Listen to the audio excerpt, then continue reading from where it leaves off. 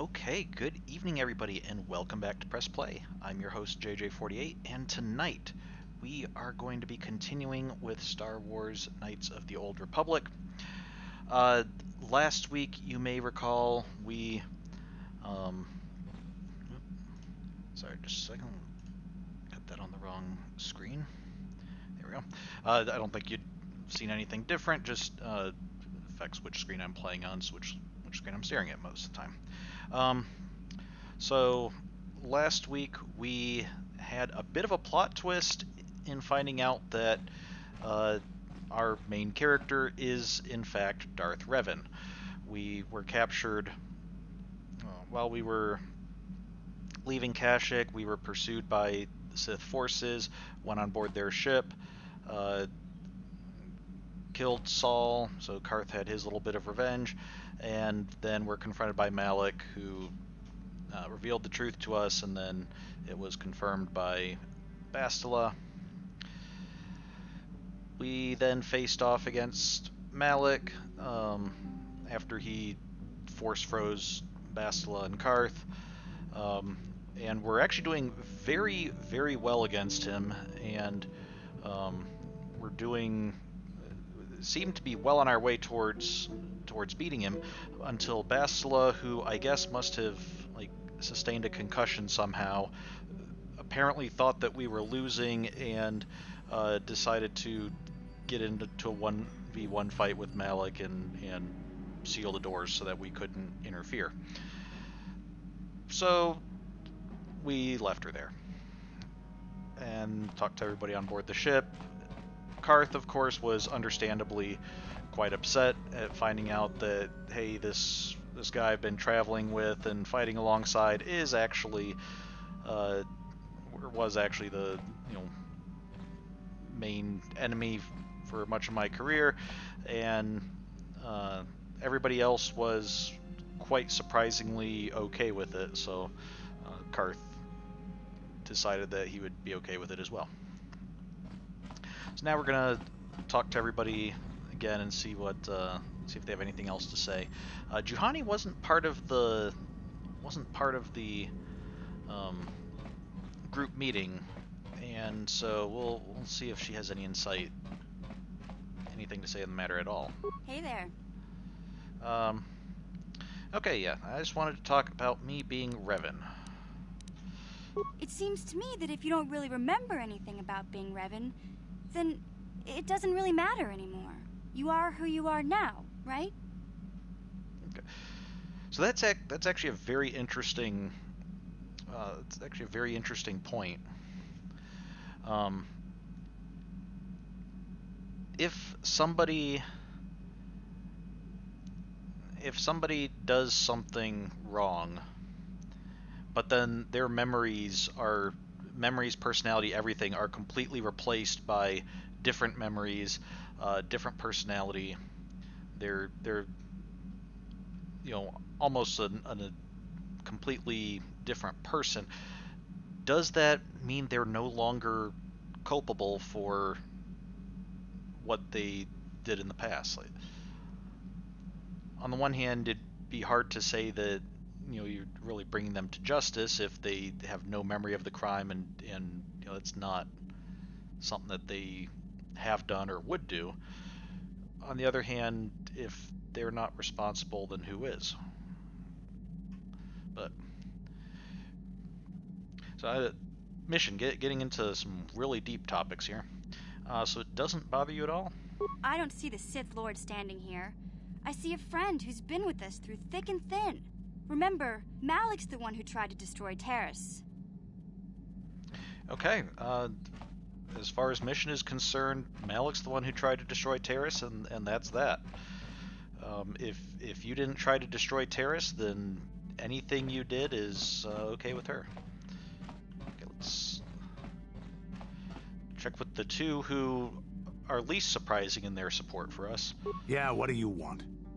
Okay, he doesn't want to talk about me being Malak, so just tell me more about the Mandalorian Wars. The war we had with the Republic was supposed to be the most glorious battle in our history. But it was a very costly one. I guess we didn't think of how much we could lose in it. Okay. How much did you lose? Or there must not have been many of you left. But I kicked your tails so badly. How much did you lose? There weren't many of us after that last battle. Mandalore himself was killed at the hands of the Jedi Revan. The best of us could not defeat him. After that last battle, those of us that survived were stripped of our weapons, our armor, and our basilisks. The Republic's forces destroyed them while we were forced to watch. Those who hadn't fled earlier were left with nothing to call their own. No weapons, no armor. Only the honor of having fought in the battle we just lost. For many, this was not enough. While the rest of us were sent into exile on the Outer Rim, they tried to relive the old days, raiding worlds. They're nothing more than bandits now. And you eventually came to Terrace. Or you found work as a mercenary? Yeah, tell me about coming to Terrace and working for, was it Davik? Yeah, I came to Terrace. And forcing for Davik was not stimulating. The gangs on Terrace and Davik's rivals were trash. They give no thrill in battle, no honor or glory in defeating them. It was like stepping on bugs. I sought worthy challenges, but the best that Terrace could offer were nothing to me. But I think now, with you, I may finally find opponents worth fighting. Okay, I'm honored. You're a worthy companion. We're opponents who could easily kill us. I'll take that in the spirit that it was given. I'm honored that you find me worth fighting beside. Maybe later I'll tell you more about what it was like to work for Davik. For now, though, we should get on with our lives. Is there something else you want to know? Let me exit this conversation. Your choice. And see if this is later enough. Yeah, what do you want? No, okay. Your choice. Statement. HK47 is ready to serve, Master. Okay. Would like to try restoring some of your memory. I think we've already done all that. You don't need to call me Master. Okay. So, you belonged to Revan originally. Statement. Yes, Master. You created me shortly after you and your apprentice began your war to conquer the galaxy. I was sent on an assassination mission into Mandalorian space, but I was damaged and unable to return to you. Exclamation. I find this most distressing. I could certainly have protected you from the Jedi and your pupil's betrayal had I returned. Okay. The Jedi, I can understand you thinking that. My understanding is that Revan was on board like his flagship, probably on the bridge. The Jedi boarded, got in, went to confront him. And during that confrontation, Malik, who was on a different ship, had that ship just fire everything they had at the bridge of Revan's ship to try to kill him and the Jedi. HK, I have to be honest, I don't really see how you could have helped with that part of it at all. You seem quite capable, but trying to hold off an entire cruiser's worth of lasers doesn't really seem practical.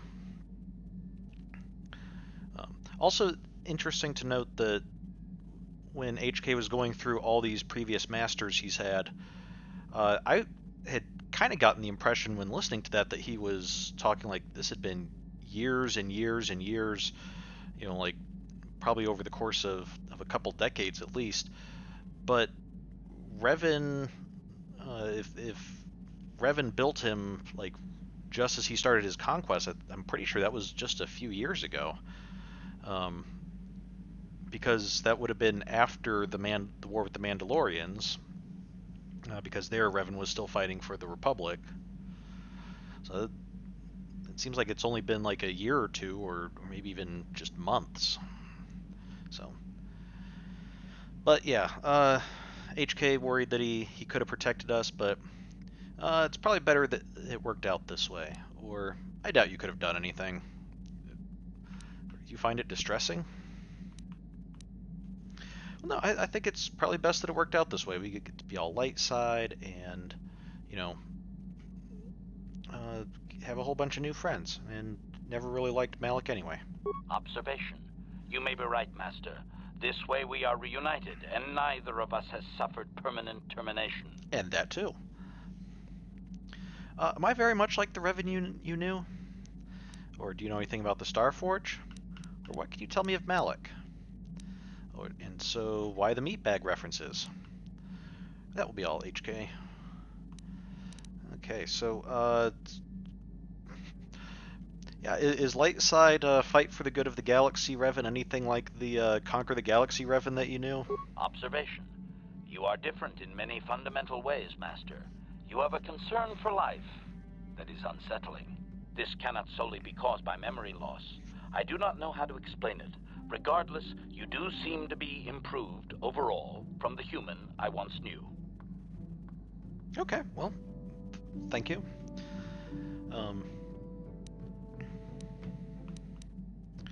So do you know anything about the Starforge? Answer. No, Master. You never did make me privy to any of the Starforge's secrets. Okay, and what about Malik? What do you know of him? Commentary. Your former pupil is efficient and brutal, even for an organic. I rather liked him when you first introduced me to him. If I had known what he would do to you, Master, I would have gladly removed his entrails right then. Okay. And so why the meatbag references? Answer. It was you who programmed me thus, Master. Your pupil once asked me what I thought of him, and I informed him of his meatbag status. He was unimpressed, but you found the reference humorous. You changed my programming so that I would continue to use the term. It drove your pupil to extreme lengths of frustration. Okay, so HK47 calls organics meatbags because it irritates Malik. Okay, that's actually rather nice. So Malik was the original meatbag. I like that idea. I do, okay. Observation. Of course you do, Master. You did then as well. Okay, I think that's it. Thank you, HK. As you desire, Master. Signing off.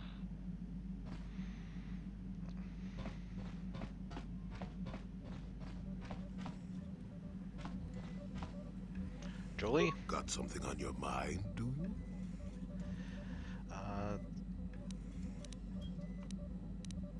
I think we already asked him this. We'll see if he has a different answer now. Why did you decide to come with me? You got yourself a fast little ship. I'd forgotten what engine sounded like. The closest thing to that on Kashyyyk is an Uller in mating season. Oh, frightful. Maybe we didn't ask him. I don't recall that. So you just wanted to ride on my ship? Or it could be for the free food. What's the gunk that comes out of the synthesizer on this bucket anyway? Do you never clean the darn thing? No, seriously, tell me. If you don't want to answer the question, old man, just say so. Fine, forget it.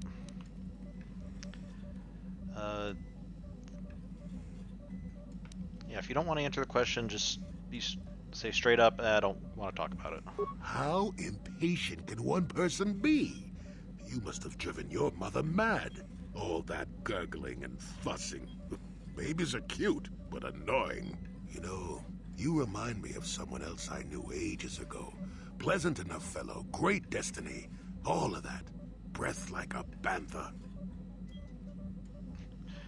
Okay, did you annoy this person endlessly too? Or is this a comment on my breath? Or you're avoiding the question. Yeah. Let's bring it back to what we were talking about, Jolie. So I am. Tell you what, when you get to be my age, you can go ahead and answer any question you like to. You have my permission. Anyway, where was I?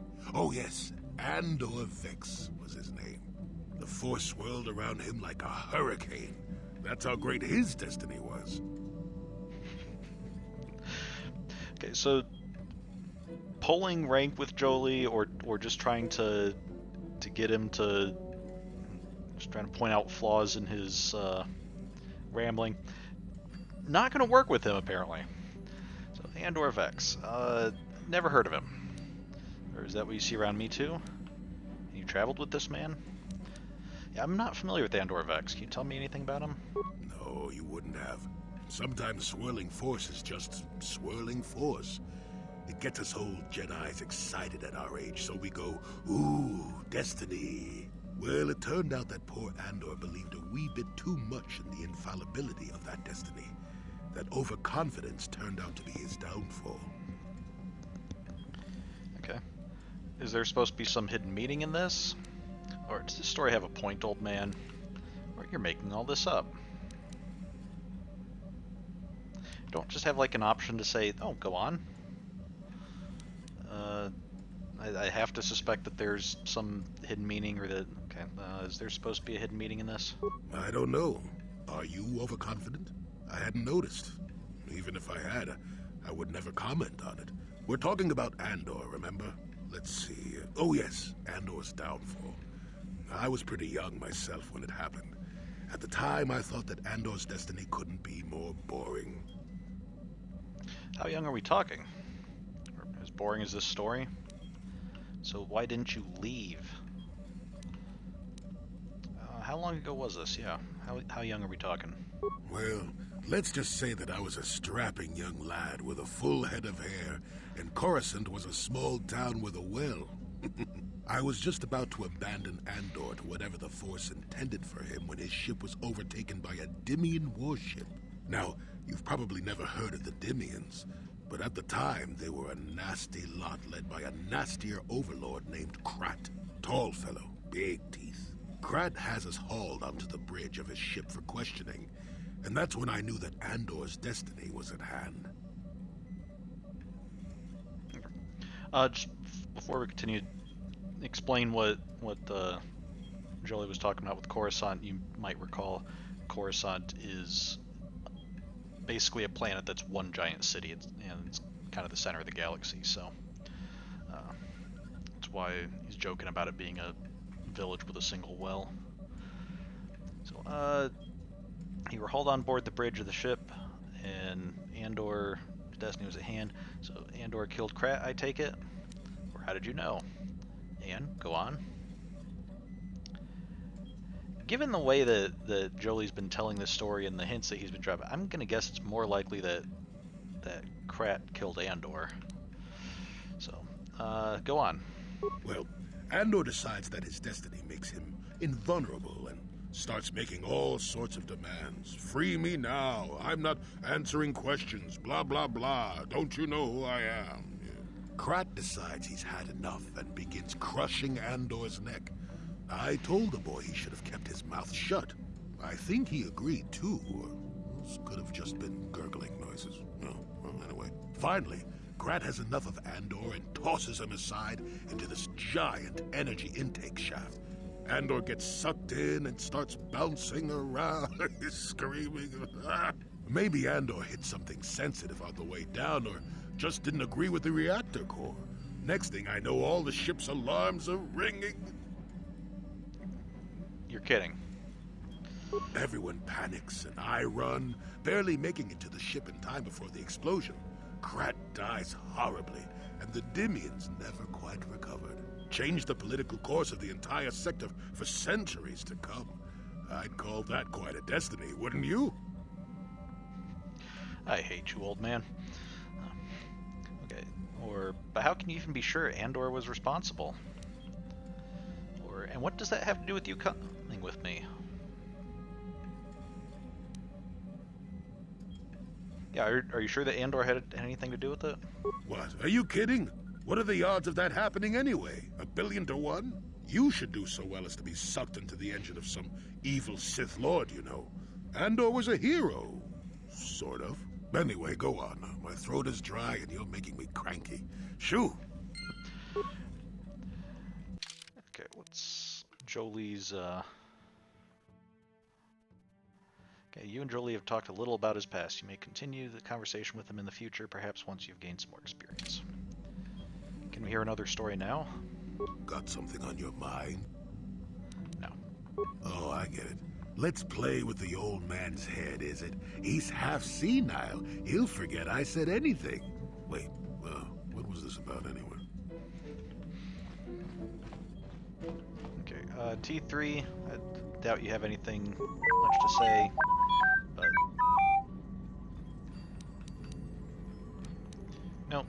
don't talk much, do you? Okay. Again, just chime in if you have any advice. Alright, Zalbar, you have anything about me being Revan?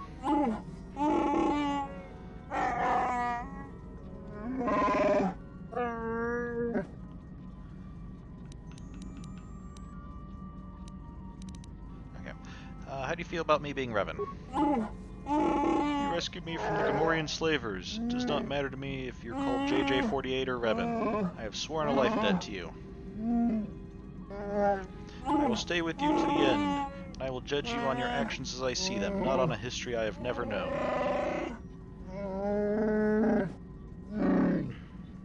Okay, so Zalbar also kind of on the side of, like, hey, what you've done in the past is not really any of my business. You know, the person you are is the person I know. Although that doesn't explain, like, how would you feel if you, like, if you had sworn a life debt to me, and then after that I got my memory erased and became someone completely different? Would you still feel that you had a life debt to me, or would you be like, nah, my life debt was to the other guy. You're someone different. Not sure. Juhani, we haven't actually spoken about this at all. How can you possibly be Revan? The Jedi whose troops saved me on Taris. It was Revan, leading an army out to defeat the Mandalorians. It was you. I knew when I heard that you had become the Dark Lord of the Sith, that something was wrong with it. The man who saved me could never go completely to the dark side. Well, I mean, as you yourself demonstrated, you know, going to the dark side is apparently just part of Jedi training, that you let someone go to the dark side so they can see how easy it is to succumb, and then they get better. So I guess that's an experience we've both had now. So I regret any of the harm I may have caused. I do not know who that Revan was. I am not him. Or perhaps he had his reasons, but I do not. I'm not sure that's really the kind of argument that you're going for.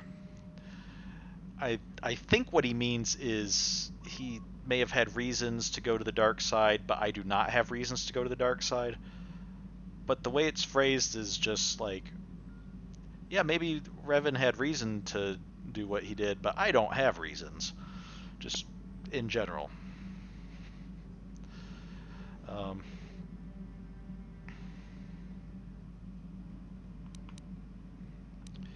Let's see. I regret any of the harm I may have caused. Even if I don't remember it, I'd still feel bad if I was actually responsible for it. Although it does sound like, in general, Malik was the worst offender.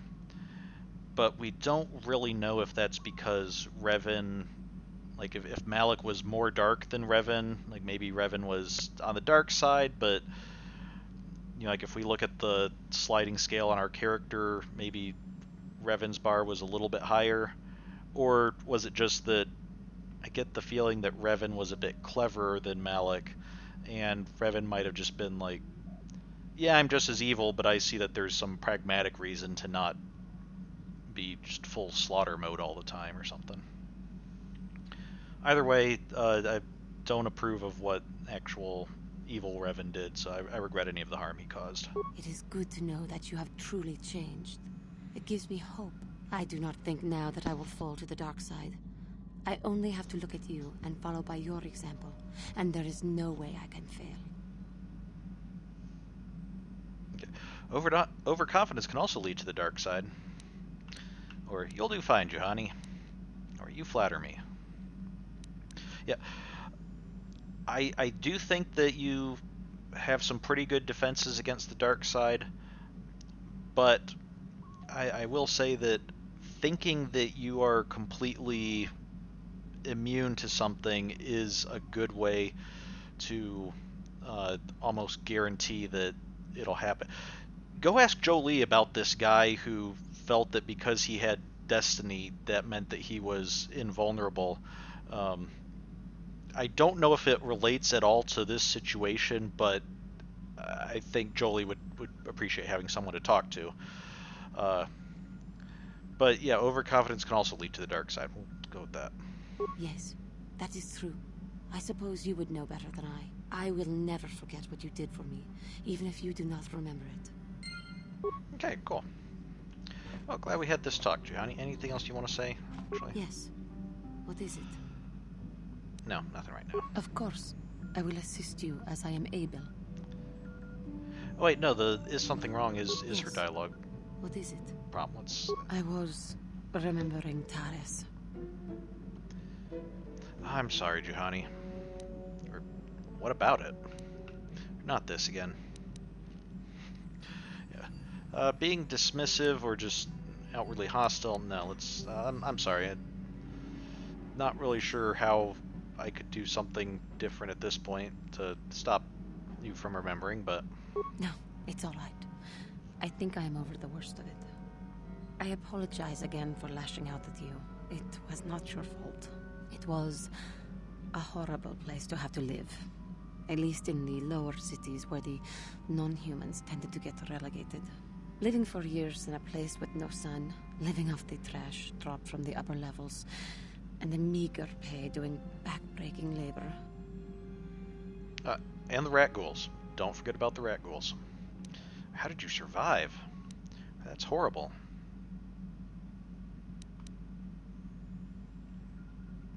Yeah, the rat ghouls seem like they would be pretty terrible as well. There was always the danger of rat ghouls coming up from the sewers, or more mundane predators living and working in the area. My family and I struggled each and every day to make something of our lives. But we could only go so far. Taxes from the corrupt government, more fees from the gangs controlling the streets, and whatever was left paying for what food and medical supplies we could afford. Was it that bad? Or no one would help you? Or how could such a government last? And corrupt governments never have power for very long. So no one would help you? And of course, there was the constant bigotry and hate from the more affluent and human citizens, lording their wealth over us living below. Every once in a while, a rich human would come down through the lower levels with his droid entourage just to see how the wildlife lived, and laughed at the mockeries that were our successes. But I have come to meet many decent humans in my travels since those days. Indeed, some of the greatest people I have ever met are human. Like who? Or one of the Jedi you met? Or decent humans are hard to find. Well, on the one hand, you know, there are a lot of not so decent humans. On the other hand, it seems that humans, at least on the planets we've visited, are the most populous. So you would think that, like, yeah, as far as sheer numbers, you're probably, you know, you don't need a very high percentage of those to be decent to have them outrank all the others just like on numbers alone. So, like who? The Jedi who encouraged me to join the Order. The one who was with the group going to fight the Mandalorians. She was human. I am sorry. I am getting away from my point. If there even was one. Sometimes I curse the day my parents fled to Taris. But then again, if they had not, I would not be where I am today. Your parents fled from where? And how did you arrive on Dantooine?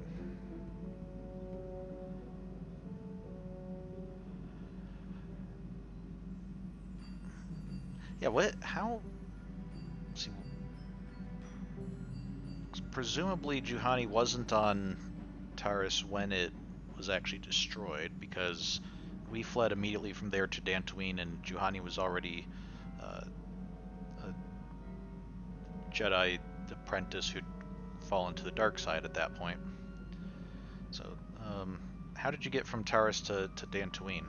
Another story for another time. For now, we must continue our own epic. To save the galaxy, if we can. Okay, we'll prioritize saving the galaxy over talking about people's backstories and hearing the history. How may I be of assistance unless you're willing to to talk about history right Padawan? now. I was wondering if we could talk. What is it you would like to speak to me about? Are you doing all right? I think this is her I don't have anything to say option. I have been doing well, I suppose. As well as I can. But I am more interested in you right now. Do not mistake me. It is just that, even though we have traveled together for a while, it seems I know next to nothing about you personally. Yeah, that makes two of us. It is a little forward, or what do you want to know? There's a reason for these things, you know? Or, well, you know my reputation. No, seriously, I, don't really know much about myself anymore after learning that most of what I thought I knew was fake memories that the Jedi implanted. So, what do you want to know? I'll try to tell you what I can. We have been traveling together since Dantooine, but I know nothing of you before that. Would you humor me and tell me a little bit about yourself? Okay, what is there to tell? It's not a very interesting story. Well, it is, of course, the greatest story ever told. Yeah, what is there to tell? The Jedi apparently beat me up in a fight, arrested me, erased my brain, made me think that I was a smuggler, and then sent me to Terrace, where we ran around just basically causing minor bits of trouble. I did beat the #1 duelist on Terrace in a death match, so I mean that was pretty cool. But yeah, what is there to tell? Your job, your childhood, your life? I am sorry if I am making you uncomfortable. I will fully understand if you choose not to answer. No, seriously, I guess my job was Sith Lord, aspiring to rule the galaxy. Seems like a decent career goal, I guess. Childhood, not much to speak of. But, let's see. No, it's all right. Sorry, my life is my business. Or, yeah, it's none of your business. No, it's all right, but yeah, seriously, I don't actually remember much. I greatly appreciate your taking the time to talk to me. How did you come to be on Dantooine? Besides the obvious, of course. I flew to Dantooine. I was in the Republic fleet that was destroyed over Taris. Well, I rescued Bastila on Taris.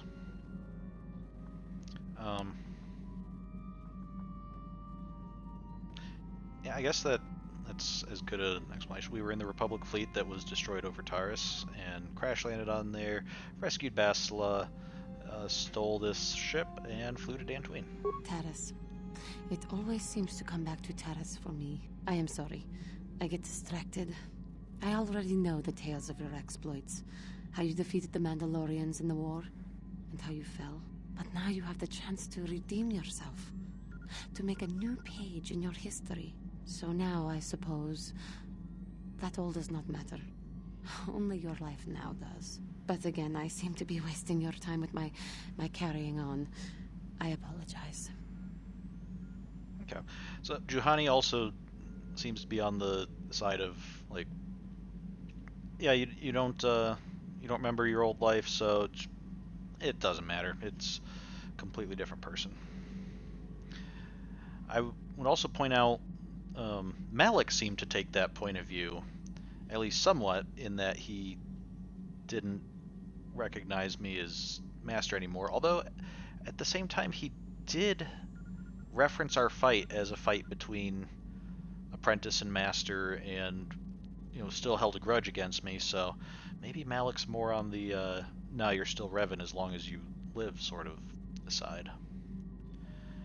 And one interesting thing I also thought of is, of course, we have our light-dark meter, which at the beginning of the game, if I recall, starts right in the middle. So according to the game mechanics, whatever we did as Revan was kind of wiped out and neutralized, by the beginning of this game as well. So, anything else further, Juhani? I have been watching you for some time. I wonder if you have noticed. I have been thinking of how far I had fallen, and how you exemplify the code of the Jedi. I find myself ashamed. Ashamed? You shouldn't be so hard on yourself. I'm not so great as that. Yeah, don't be so hard on yourself. All of us fall to the dark side every now and then. It's just a part of being a Jedi, I guess. And then you just, you fall to the dark side, kill some people, conquer a few planets, and then, you pull yourself up by the bootstraps, return to the light side, and everything's fine. It's just, don't be so hard on yourself. But I have so little to show when I compare myself to you, and that makes my shame even worse. That I had so easily fallen to the dark side, that I could convince myself that by injuring my master, I became a great force of evil in the galaxy for my pride, my hubris, for the inner rage that all of my species feels. Sometimes I wish that I had not been born this way. You shouldn't think that. You should not think that way. Or you have nothing to be ashamed of. Or you can't change how you were born. Good point. You can't change how you were born. I am sorry. I start to talk, thinking about how you stay strong to the path of virtue and justice, and I find myself whining again about my own inadequacies. The Council would be proud to see that you had learned your lessons so well. See, I think the secret, Juhani, is you just need to travel with your own group of people that you can feel superior to, and then you won't feel inferior all the time. That's pretty much how I do it. How may I be of assistance to you, Padawan? There is somewhat of an irony of, hey, you used to be Darth Mallet or Darth Revan, the Dark Lord of the Sith and conqueror of worlds, and now you're Padawan. What is it you would like to speak to me about? Okay. Of course. Nothing else now. Okay, and let's see how Karth is taking all this. So, Karth, are you over the fact that I'm actually been like one of the people you absolutely hate and blame for all your troubles this whole time, and that all the time when you were talking about betrayal, this was actually just someone that you probably feel has betrayed you? Is that all worked out now? Yes, what's on your mind? We need to talk about me being Darth Revan. If you're ready to talk, then yes. So am I. And? I can't hate you. I tried. I wanted to hold you responsible for all the things you've done for my wife, for Telos, for Dustil. But I can't. Sometimes it's hard to take Karth seriously when he's wearing that mask. It almost seems like a droid trying to get emotions, but we'll try not to laugh at Karth having his coming to terms with forgiveness here. So why can't you? Why can't you hate me? I'm glad to hear that. Why should I care if you hate me? Yeah, why can't you hate me? I got the revenge I always wanted when Saul died. But it hasn't brought me the peace that I thought it would. Despite whatever part of Revan is inside you, the darkness that must surely be there, it isn't who you are. That's why I can't hate you, why I don't want any more revenge. You don't have to be Revan. You can be so much more. Whatever the Jedi did to you, they gave you that chance. Whatever's happened up until this point, there's going to come a time very soon where you're going to have to make a choice, and there won't be any turning back. And if I make the wrong choice? Well, then I hope I can save you. From yourself. Seemed ominous. Anything else, Karth? Yes, what's on your mind? Okay, You got it. Yes, what's... You got it. Okay. So, Looking out the window, of course, we're not on board the Sith cruiser anymore, nor are we in space. We are, in fact, on Tatooine, because we are going to go talk to Mission's brother. We got the tac glands that he wants, and so we'll take Mission with us, and let's take Karth with us.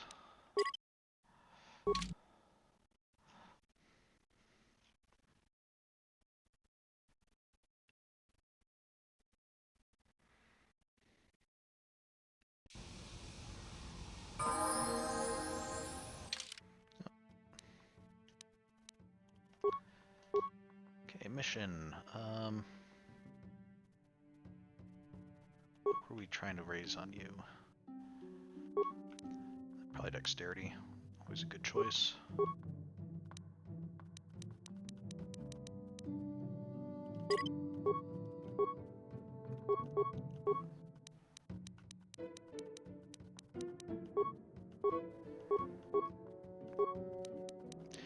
Haven't really been using enough of the having companions with decent skills do stuff instead of me having to do it.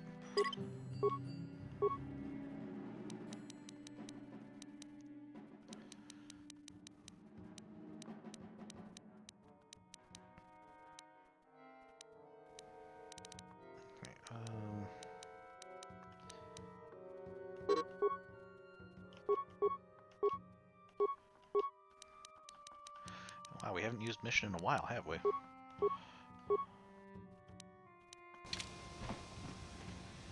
Mission, do you even still have equipment, or have we taken all your gear to give to others at the moment? Sith Assassin Pistol.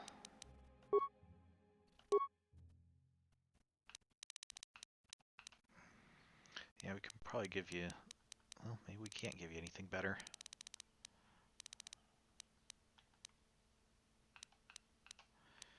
Okay, Bendex Blaster's pretty good. You can take that.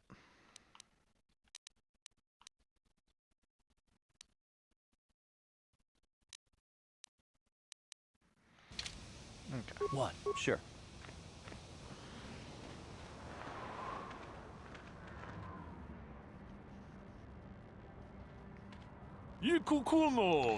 Greetings, human. A word, if I may, concerns the Dark Lord of the Sith.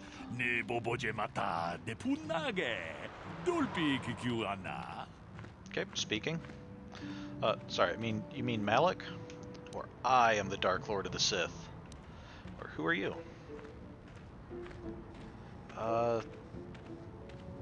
Yeah, who are you? Listen to me, and all will be made clear. My name is Ziagram. I am a businessman. I and my partner deal in rare items of extraordinary value and power.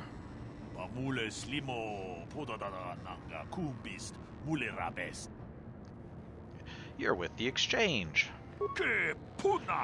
No, we are not. We are independent operators, though often our transactions involve those who represent the Exchange.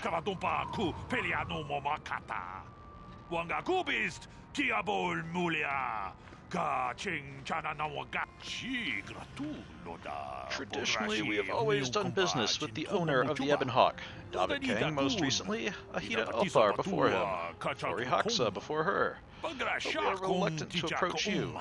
We were reluctant to approach you. You had no ties to the Exchange, which was a problem. Even worse, you were a Jedi. Not the sort of person we normally associate with. Okay, so get to the point. How do you know my true identity? And wow, did I suddenly get sunburned. So why are you approaching me now? There were reports of the Ebon Hawk traveling to many different planets. We wanted to know what you were up to. At your last port, I had placed a small tracking device on your ship. The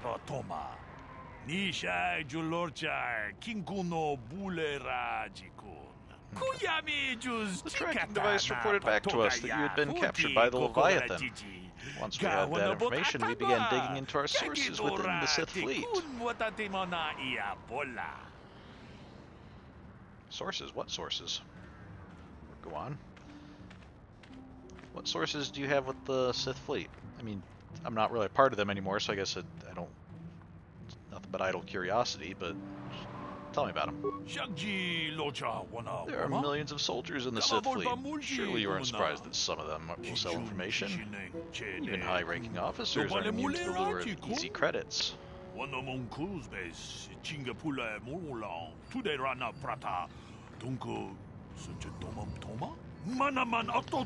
Your escapades on the Leviathan created quite a stir in the Sith fleet. Of course, Malik tried to suppress the truth about your identity. There were more than a few summary executions. But even if security footage is destroyed and witnesses silenced, some bits of information always slip through. Split enough credits to gather the tiny pieces, and the puzzle become clear. We know what happened on the Leviathan. At least, we know enough. You are Darth Revan, and you are going to kill Malik for daring to claim dominion over the Sith. Okay, so how does this involve you? Or, you're wrong, I'm not in this for revenge. No, I'm in this because... Well, I don't know that I really have much of a choice, but also to save the galaxy. Maybe, maybe not. But whatever your motivation may be, you do intend to stop Malik and his followers, of that we're sure. And we want to help. Okay.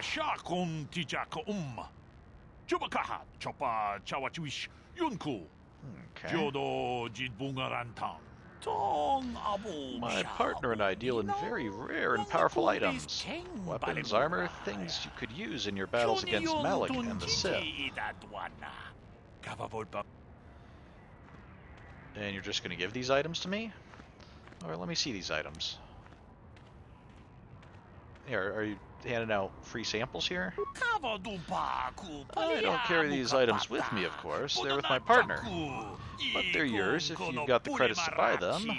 We do want to make a profit on this, after all. Just go to the Dreshte Cantina on Korriban. There's a Rodian in there named Mika Doran. Tell Mika that Zyagrom sent you to look at the premium items. Okay, I'll check it out next time I'm on Korriban. I can't be bothered with this. Now, if you're not asking me to do anything shady and just willing to offer me, you know, some chance at some premium items, sure, I'll check it out. Mika already knows to expect you. Like I said, just tell him you want to look at the premium items. I guess my work here is done. Goodbye, Revan. Once Malik is beaten, don't forget who helped you to victory. We'll reserve judgment on that until after we've seen the items. Okay, so that guy.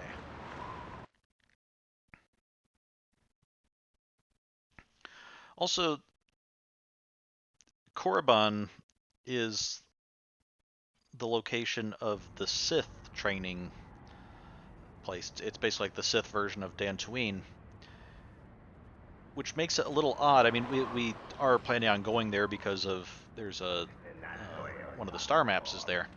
But if it not for that, it would be kind of weird to think that we would just be heading to. Excuse me, you have a name, don't you talk? No? Okay. If it weren't for the fact that we were planning on going to Korriban anyway, it'd be kind of odd to assume that, like, oh yeah, at some point you'll be at Korriban and then you can talk to my associate there.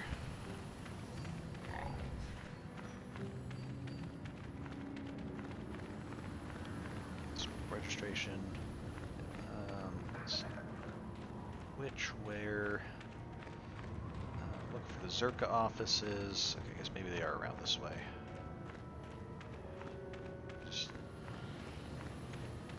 I think that might be the building. Nope, that's not a door we can interact with.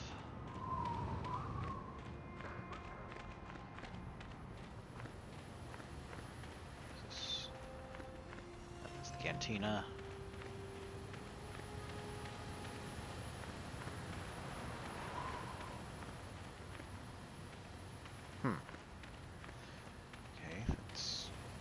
Must have been one of the earlier doors that we passed. Kind of curious. I forgot who was in the cantina here.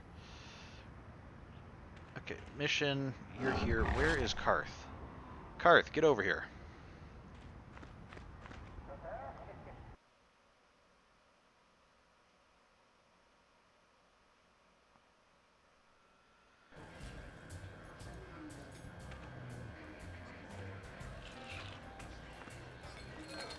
We've been in here before, but okay.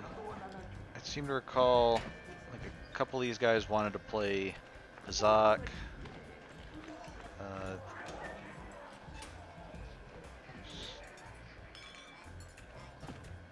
couple of these guys.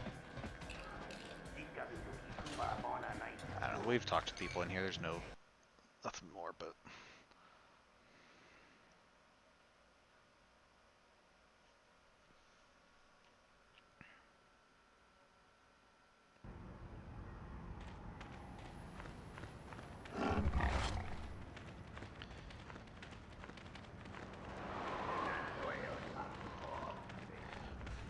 Not sure where I got the bright idea to change into all black just before heading to Tatooine. Not a good way to stay cool. This, I think, is Circuit Office. Yep.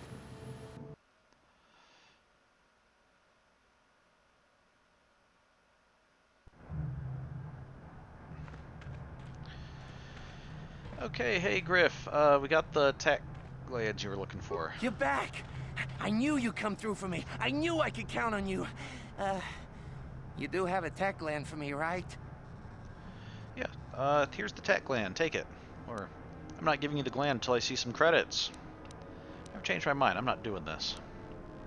Be back when I have that tech gland. No, I have it. Here, take it.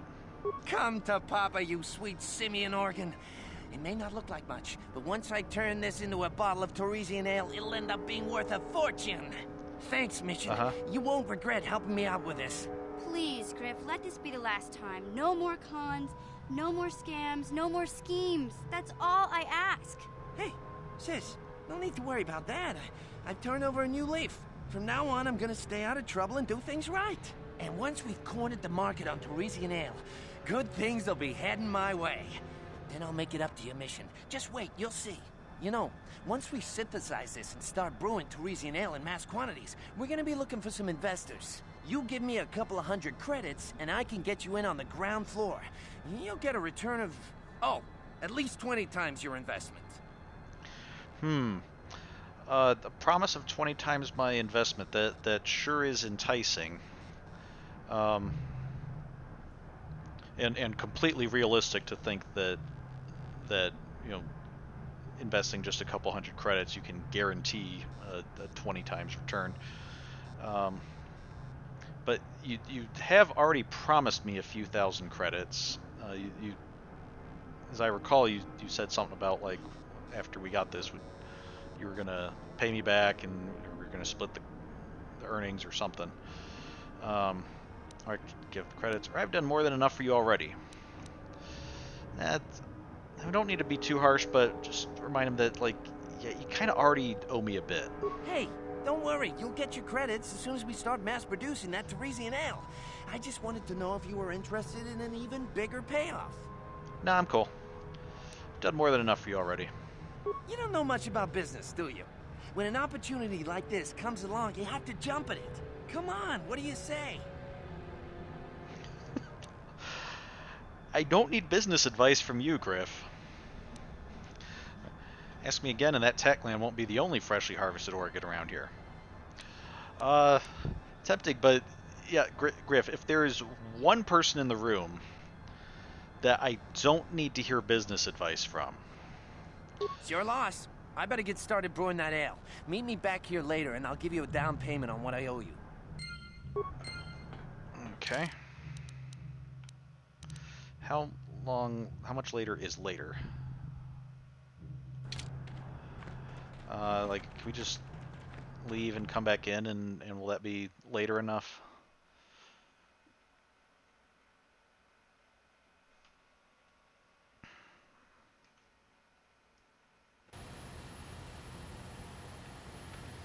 let's see.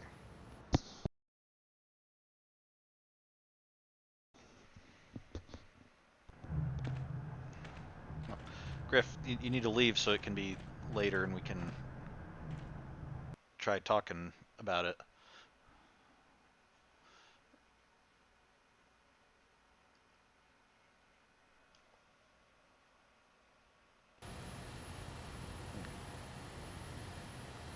Well, I don't see Griff out here, so maybe it's later now.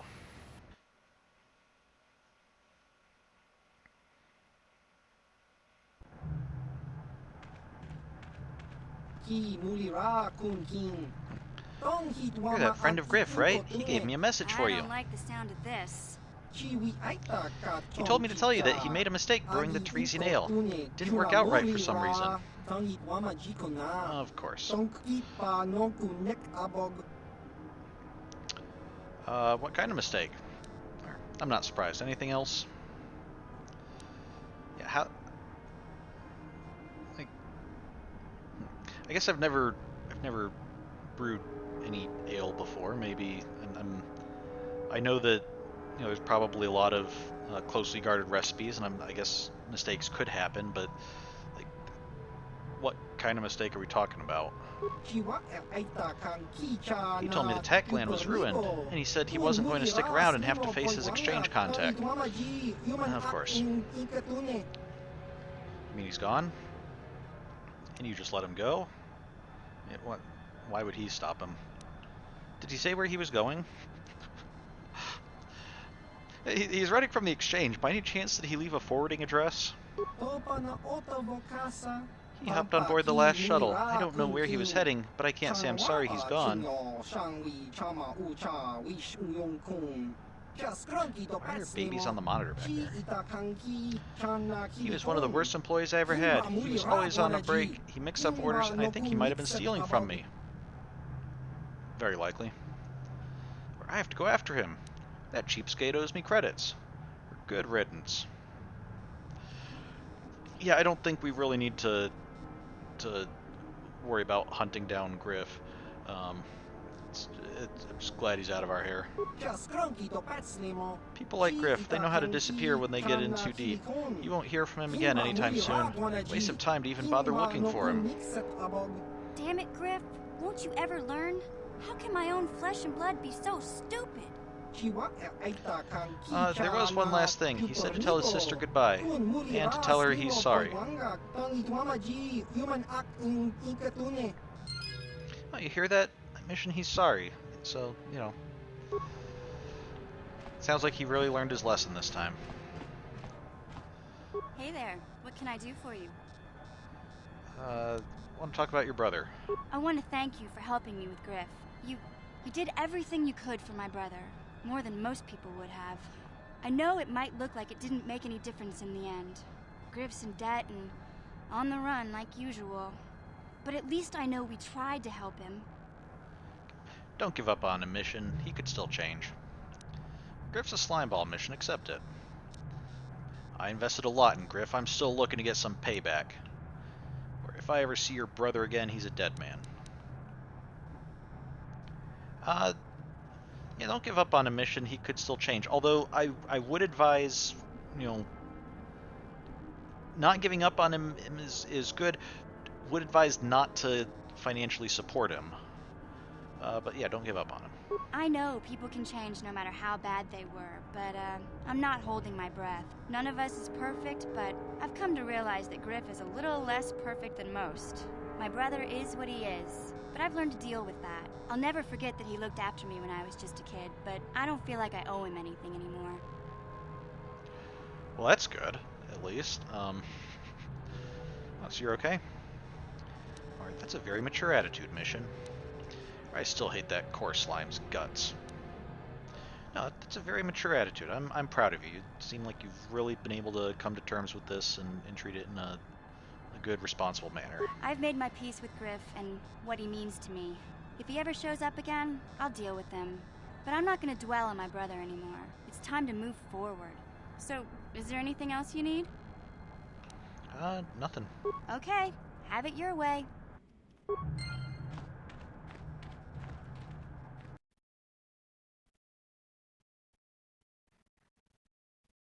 Okay, trying to think of where else we can go at the moment. Let's get back on the ship and talk to more people. Make sure everybody's with us.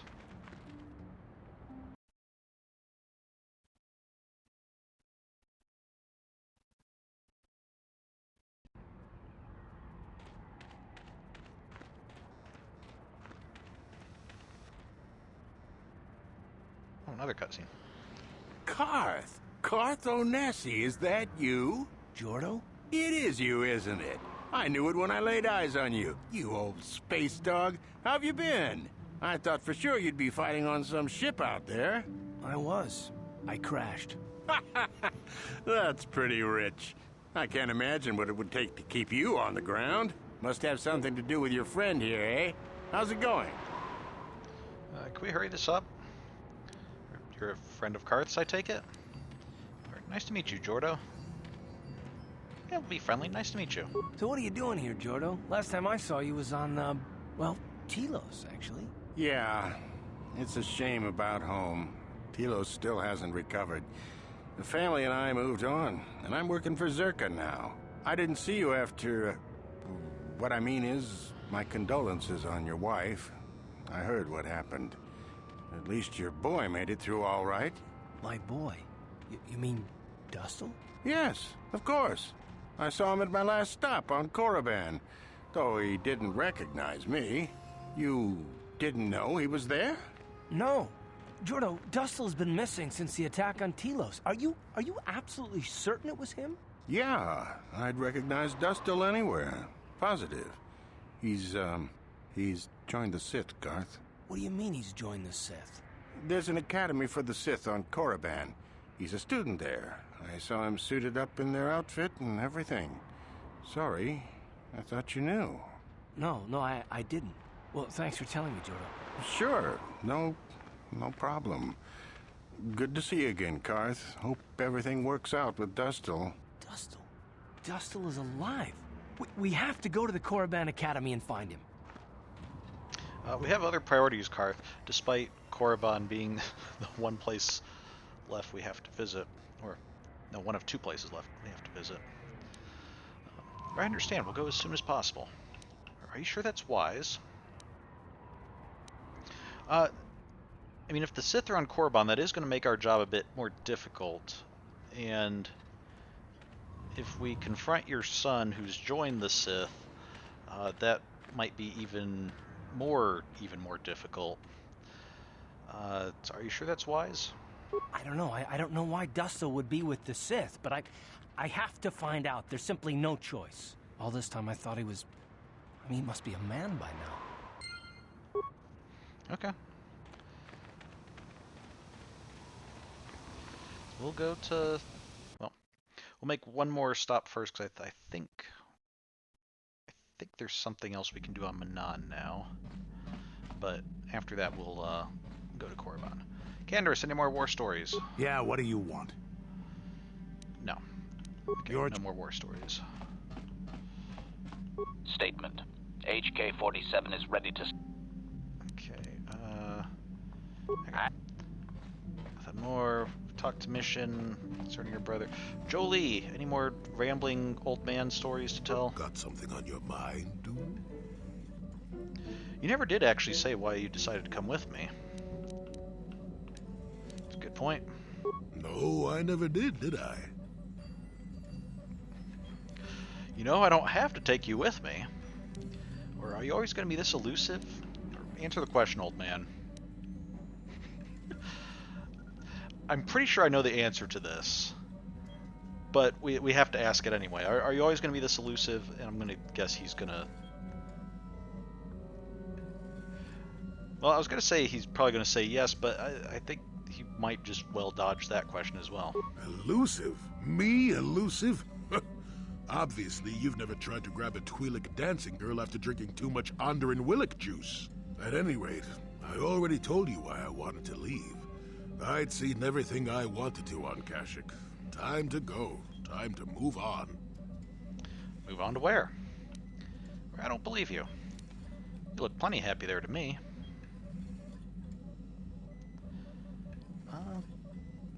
I don't know, it's kind of hard for me to imagine Jolie happy anywhere. Well, I don't know, at the same time I can kind of imagine him being happy anywhere where he gets to just mess with younger folks' heads. But, move on to where? To bed. I'm old and tired, you know. No, really. How many kilometer-high trees can you find an interest in before you figure you've had enough? I'd bet you can't be bothered to stay in one room for more than 15 minutes. And then there's all the critters in the Shadowlands. I'm just happy to be back in space, doing something new. Is that too much to ask? You could do that on your own. You're right, it is. No, I guess not. Yeah, it's not so much a question of, like, why did you want to leave Kashyyyk? It's a question of, like, why did you choose to join our group? So if you just wanted to leave Kashyyyk, you could have found some way to do that without joining up with us. So I could. Well, not having a ship does tend to put a damper on that kind of idea, however. I'll admit, for all its flaws, Kashyyyk was home enough. But when you came along and I saw the destiny you had before you, I couldn't help but be intrigued. You just want to see me get sucked into a Sith ship reactor, don't you? So, you know what my destiny is? Or what interest do you have in my future? Just keep your opinions on it to yourself. Yeah, what interest do you have here? Interest? Well, I certainly don't have a vested interest. Call it more idle curiosity. Your destiny is rather unclear. In fact, everything about you that I can see is odd. Slightly off, as if my eyes are trying to trick me. Something is very dark about you. But, I'm sure you don't need to hear my ruminations. You've probably got enough nosy Jedi offering you one opinion after another to make you sick. No, tell me more of what you see. You got that right, I have enough Jedi watching me. So you're coming along to not offer your opinions?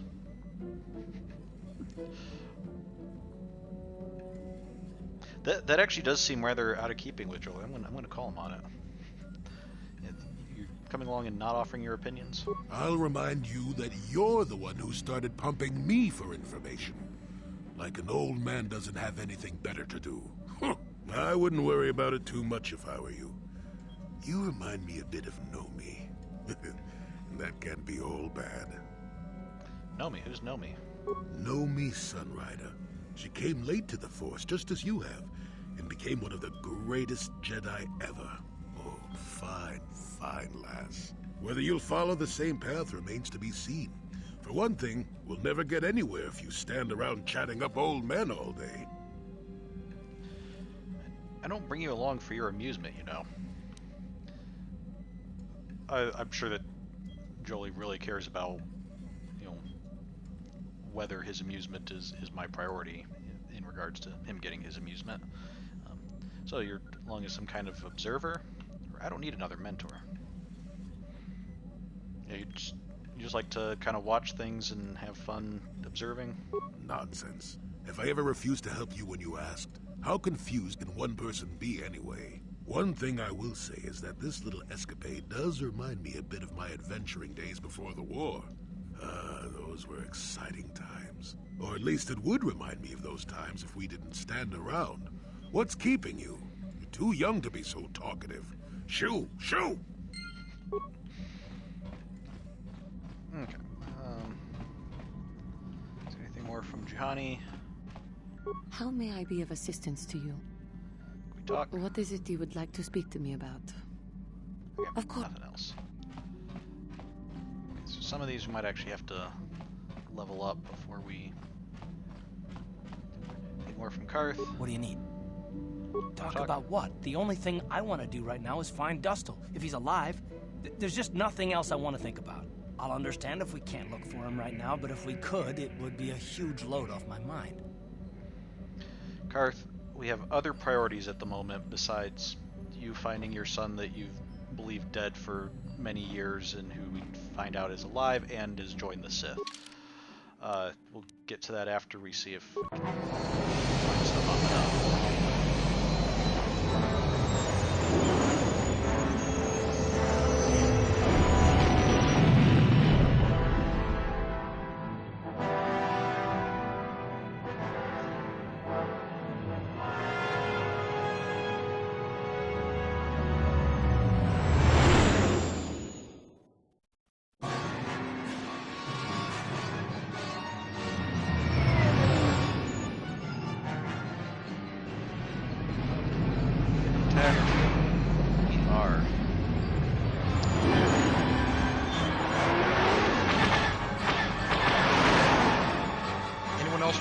Cannons, or does it always fall on me as usual?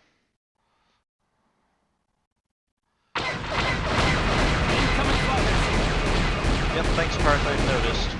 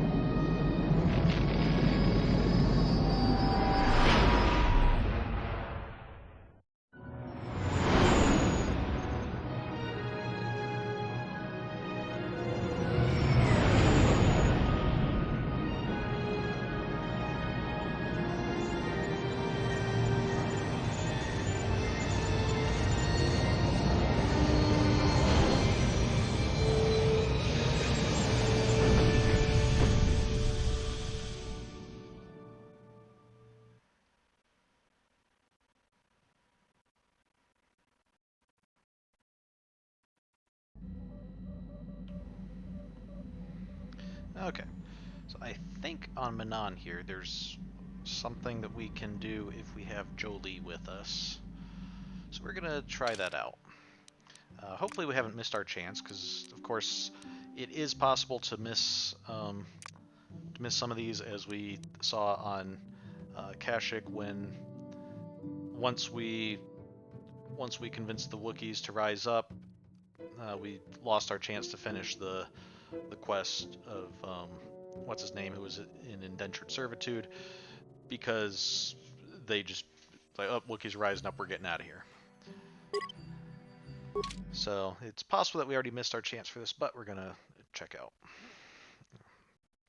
We'll take Canderous, because we don't usually take Canderous with us, and see if it's far enough to trigger anything as well. So let's level them up just to... Oh, look at, we're so light side, we've got like a pillar of light behind us and glowing light around our lower legs, and yeah, the character screen doesn't care that we're Revan. We're Revan.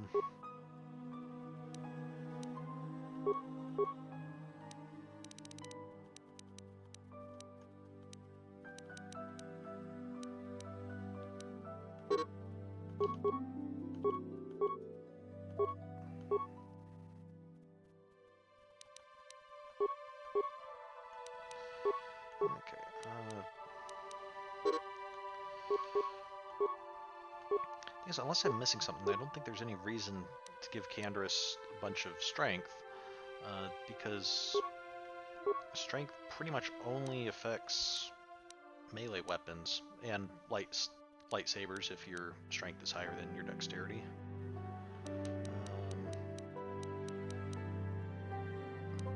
Let's give him the ability to have implants. And again, Canderous is very much a fighter type class, so he's getting he doesn't get force special abilities or the like special sneak attacks and stuff, so he just gets like feats every single level, or most levels at least. Okay.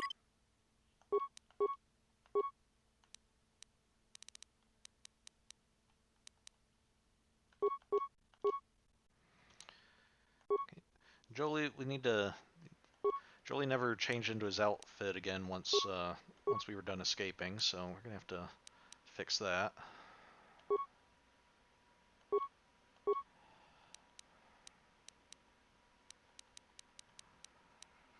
Let's give you the ability to... Oh, we already have that. Okay, stasis field. Be able to put enemies to sleep. Or catatonic stasis. Okay. Then... Okay, Jedi Master Robe is... Okay, it's a dark Jedi Master Robe, but it'll fit you.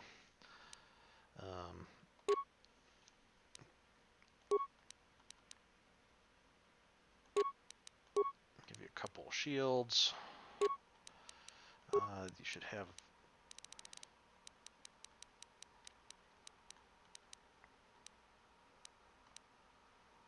Okay, I think that's probably yours.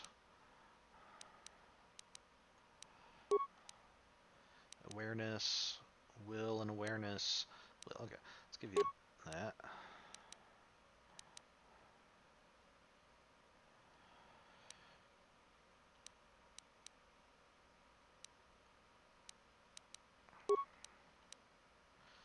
Immunity, mind affecting immunity, critical hits. Oh, that's useful.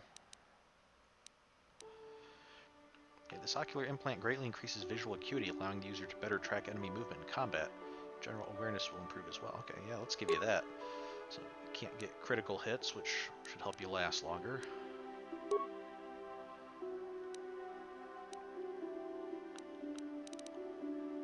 Okay. Don't think we'll be doing much fighting, but... Yes? Well, okay. Didn't expect to run that way, so...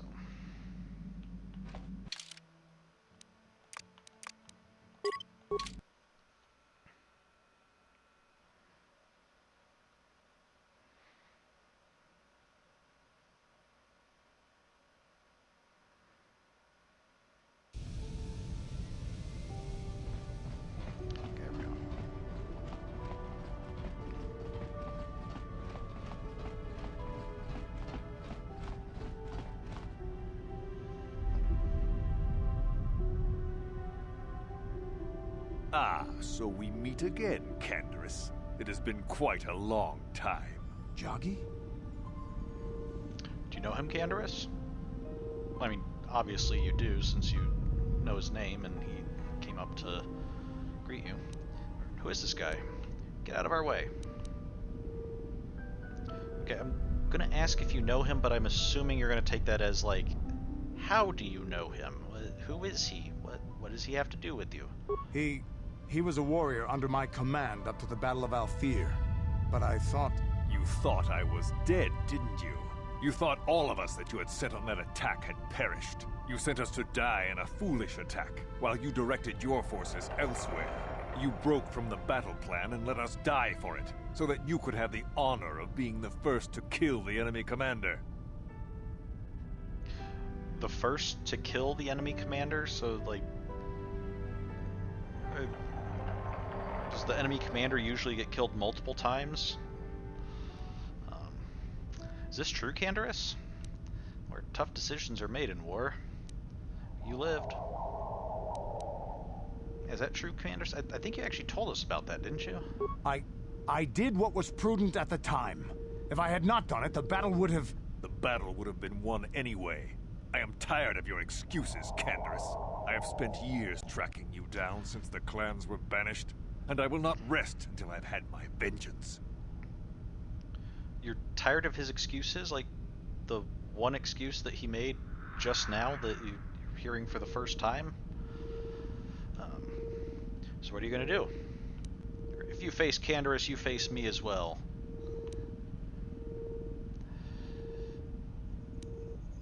Yeah, not that I necessarily approve of what Canderous has done, but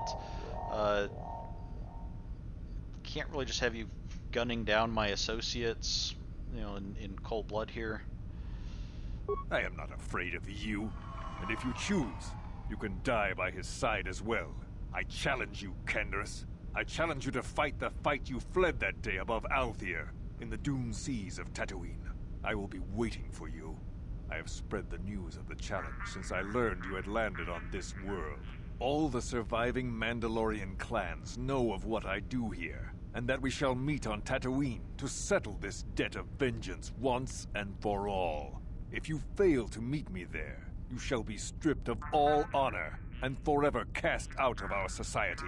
It will be you and me alone in the doomed seas of Tatooine. A final battle that can only end in death. I shall be waiting for you there, Canderous. Okay, but just so you know, Canderous doesn't really have any say in where the ship goes. That's entirely my decision. But don't worry, Canderous. No, we're totally going there to fight him to the death. I guess I should talk to Canderous, see what he thinks about this. I've been given a challenge I can't ignore. We've got to go to the doomed seas of Tatooine, so I can find Jagi and kill him for his insult to me. What happened out there? Why is Jagi so mad at you? Can we talk about this? Let's get going then. Is there like truth to his claim that you really just sacrificed them for, you know, just to give you, make you look better? This is between me and Jagi. You don't have to get involved. If you're lucky, he might spill something before I spread him in a paste over the dunes. Okay. Let's see, this way.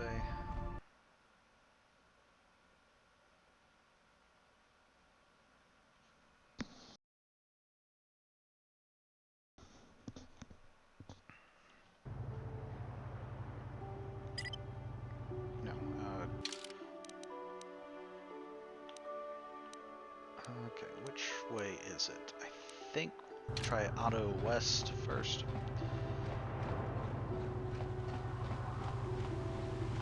Basically, where I'm trying to find is when we first came through here, there was the inn or hotel or something that said they were closed because there was like a murder or something. And I believe when I was looking up stuff online, I was told that there was nothing we could do at the time, but that if Jolie's with you, then I guess somebody there recognizes him or something. So that's why we're here. That's what we're looking for. And not sure, again, because we've already completed the world, it's possible that maybe like we'll get there and nothing will trigger because it... No. Sorry, I keep pressing the wrong buttons. I'm used to playing some other games where that's map.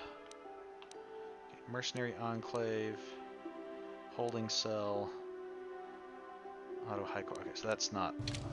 This isn't the right way.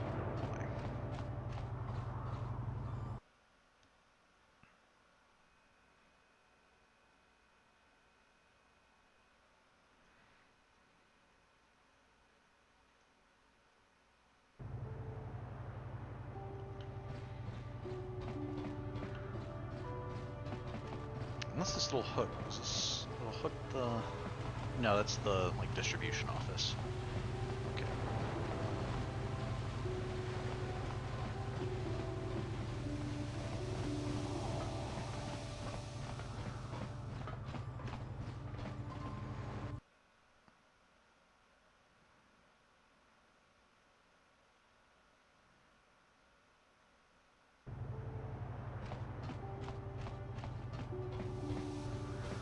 This looks like this might be it.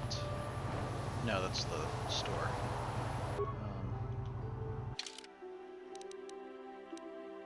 Visitors Hotel. Okay, there we go. It's right that it's this area, but it's not that here it's around here. So let's see if having Jolie with us helps this area.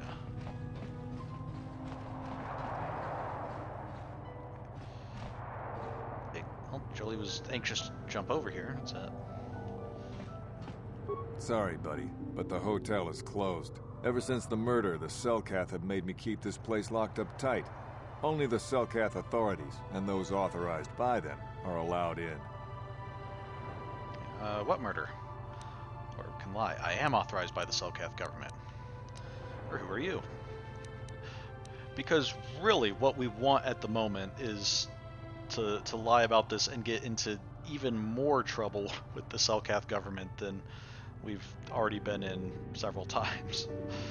So, yeah, what murder? What's going on? This old Republic war hero by the name of Sunry was seeing the Sith woman here, Alasa.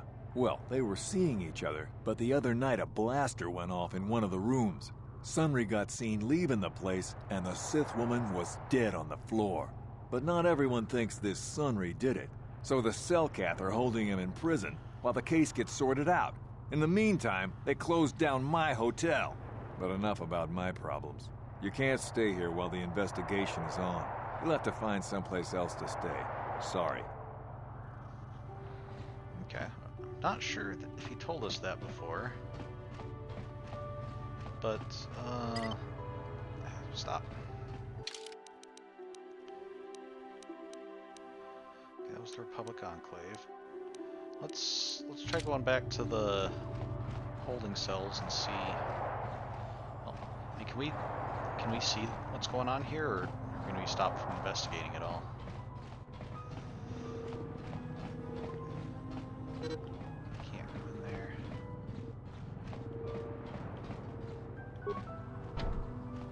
Note reads, this room is sealed by order of the Selkath High Court. Only court-appointed arbiters may enter. Well,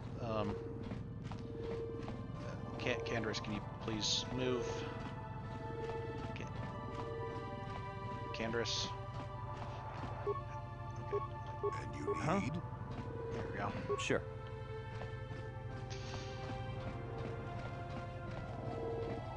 Okay, so let's go see if we can find the court. Oh, if this is starting, I would have thought, like, because I was told Jolie's requirement for it to start, I would have thought they'd, like, interact with them in some way, but so either it hasn't started, or maybe it's just weird that he has to be here, but not actually the one who's speaking it, or maybe Jolie is just, we're not noticing, but he's actually using the Force to just tell people to tell us what we need to know. It would be kind of just like him to want to mess with people's minds like that.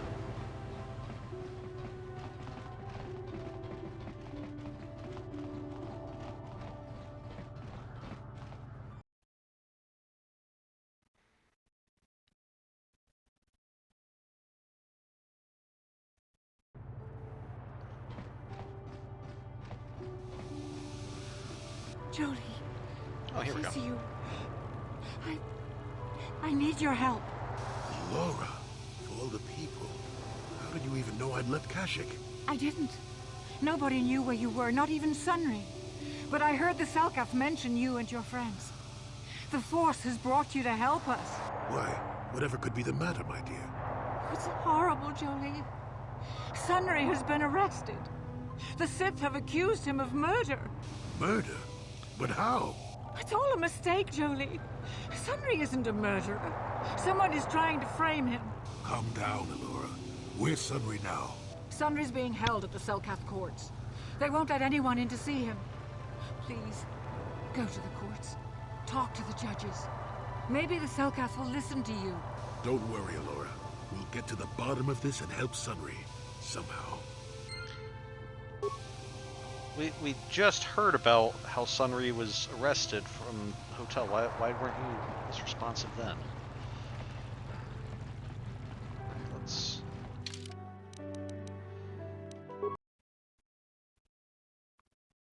Might as well save.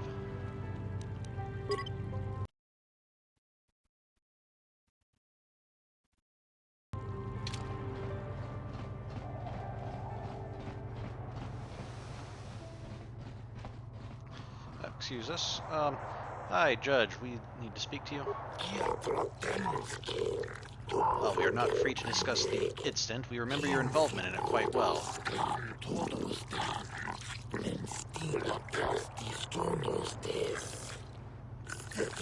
What is it you wish to bring to my attention? I would like to investigate the murder case involving Sunry. I have no more questions, Your Honor. No, we totally want to get involved some more. Can we investigate the murder? That is acceptable, I believe. In Manan, legal tradition says the defendant can have an arbiter who tries to prove his innocence in court. In legal tradition, the defendant can have. This arbiter is a neutral party that can investigate and present evidence in the trial and argue on the defendant's behalf. As you are a Jedi, I believe you could fulfill this role adequately. I suppose you're Sunry's only hope. We have to at least try to help him. So be it. You are now appointed arbiter in the case of Sunry versus the Sith Empire. Your name and position have been recorded in our files. I will now inform you of the pertinent facts in this case. You have a limited amount of time in which to investigate and organize the defense of your client, and I advise you to use it wisely.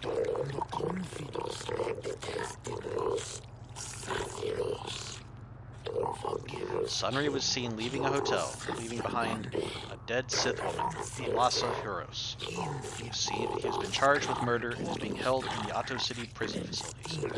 Due to his crippled status, he is being kept in a solitary holding cell. Witnesses claim to have seen the killing and are being detained at the hotel and questioned pending the trial. The manager of the hotel has now been informed of your appointment.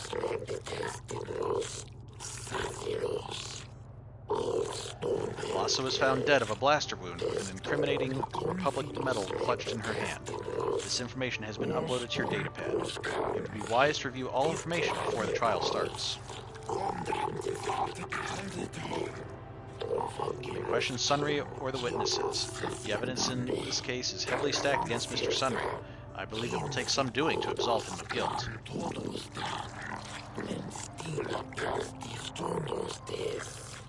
Yes, but it almost seems too heavily stacked, doesn't it? Very suspicious. You may also interview the judges here, including myself, to get an idea of the pertinent factors in this case.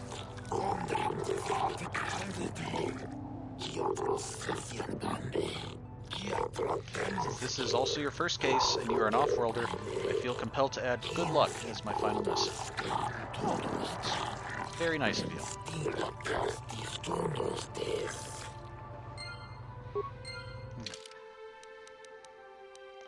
I don't know what they mean by limited amount of time, if that's... generally with something like this, it's not... They don't have like a strict timer, because you're going to be involved in dialogue, you have to read stuff, and so it could be that there's only so many interactions you can do, or it could mean that just like, yeah, you can't leave the world and come back, like if you leave the world it'll... So, or it could just be flavor that like, okay, that doesn't really mean anything, and we'll you actually have all the time you want. But I'm going to save anyway just in case, so if we run out of time or it's like, oh, trial's starting and we haven't gotten anything relevant, we can just reload and try again. So said we could talk to the judges. Hope these diplomats who are forever arguing here aren't too upset that we keep taking the judges' time. But I should answer questions pertaining to the case and those questions only. What do you think of Sunry? Is there anything suspicious about this case? Or what do you think of the Republic and the Sith Empire? That doesn't really pertain to the case. So what do you think of Sunry? I find the idea that some half-human cripple could murder someone as obviously competent as the Sith Lassa questionable at best. Half-human cripple. What's his other half? A man who could barely walk killed a Sith warrior in her prime? Preposterous.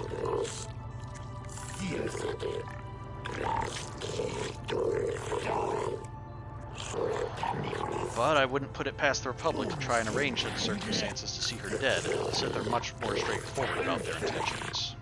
Is that all? Okay, is there anything suspicious about the case? I find it presumptuous to assume that the crippled Sunry could kill Alasa. I think there must have been another there who killed her. Perhaps one of the witnesses.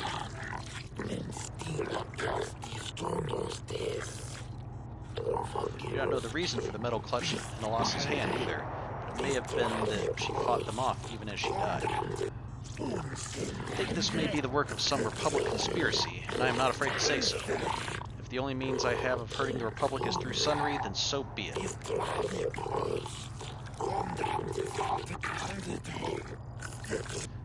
Okay. No more questions, because Republic and Sith Empire doesn't really seem relevant to the case. Do not bring frivolous topics to discuss. I deal only with trial information.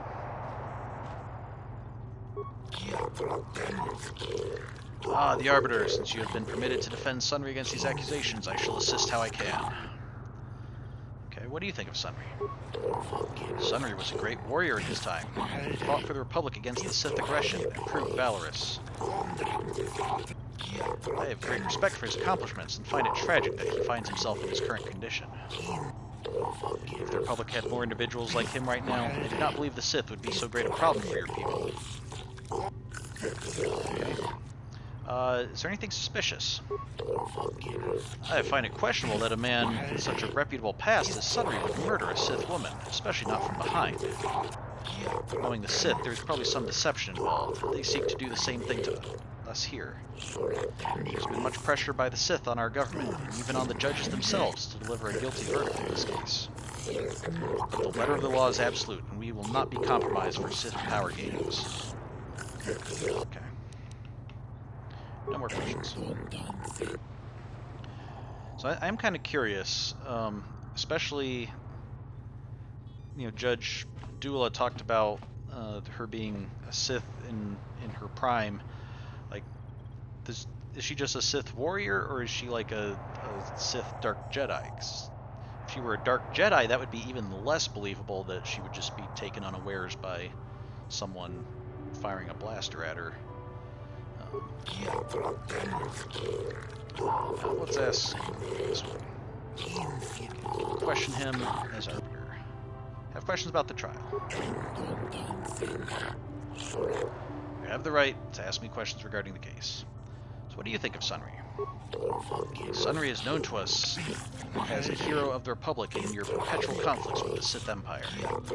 While he may have been severely injured in the line of duty, I personally hold him in quite high regard. Speaking of that injury, has it been taken into consideration, Your Honor? In no way does his disability hamper him, though. Rest assured that my personal regard for Sunry will not affect my judgment. While emotion may rule your Senate, the cold, hard hand of the law rules here on Banan. Okay. Is there anything suspicious?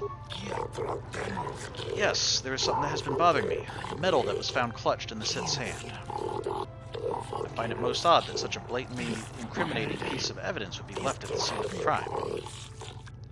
We've analyzed the evidence, and it does not appear to be a replica, but I still have my doubts. In the midst of the crime, though, Sunry could well have lost it. I have seen much more improbable things happen in my tenure to the courts. Simply because it was real does not mean Sunry would have overlooked it being in Elasa's hand. Nothing else at the moment. Very well. When you feel you have gathered enough evidence, you may speak to the warden in charge of the prison where Sunry is being held. He will bring Sunry to us, and the trial will commence. Okay. Nope, don't want to speak to the Republic diplomat. I want to speak to Judge Nalashikan. I suppose I must spend some time talking to you, since you are here in unofficial capacity. What do you need? What do you think of Sunry? Sunry was a Republic soldier, a hero even. Do you think his Republic masters would let someone so valuable go so easily? I think not. I think Sunry maintains his contacts with the Republic and seeks to escalate the situation here. Okay. So he thinks that Sunry is working for the Republic directly, in order to try to spark conflict with the Sith here. Not sure that's the most viable theory I've heard, but it's interesting. Anything suspicious? I find this case to be fairly straightforward. Sunry is from the Republic, Alasa from the Sith. The Great Empire's battling now, and want their conflict through their minions, too. Fair enough. Okay. No more questions for now.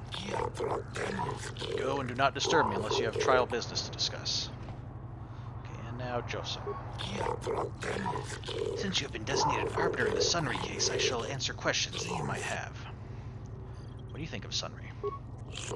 Sunry is a former Republic officer who is highly regarded by your people.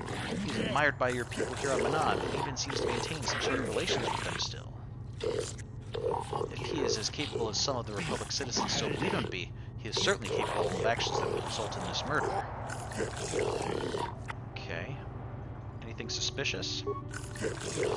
Well, I've often wondered if Sunry were so innocent, why was he seen fleeing the scene of the crime? This case seems fairly simple and obvious to me. Republic types stick together, however, and I assume you will go to lengths to defend him. Did I miss part of his, I think I might have missed.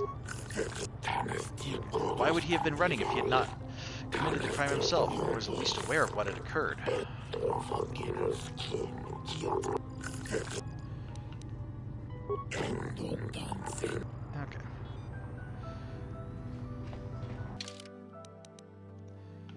Let's see what we have in our journal here. Spoken to the judges in the court, and they have consented to appoint you arbiter in this case. As arbiter, you will defend your client to the best of your ability before the judges. They've given you the following information as well. Sunry was seen leaving the scene of the murder after a blaster shot was heard. Sunry has noticeable crippling injuries from his past war experience as a war hero against the Sith, so it was definitely him. Okay, so we've been told that his war... It's interesting that they say he has crippling war injuries, but at the same time we're told that his injuries don't bother him.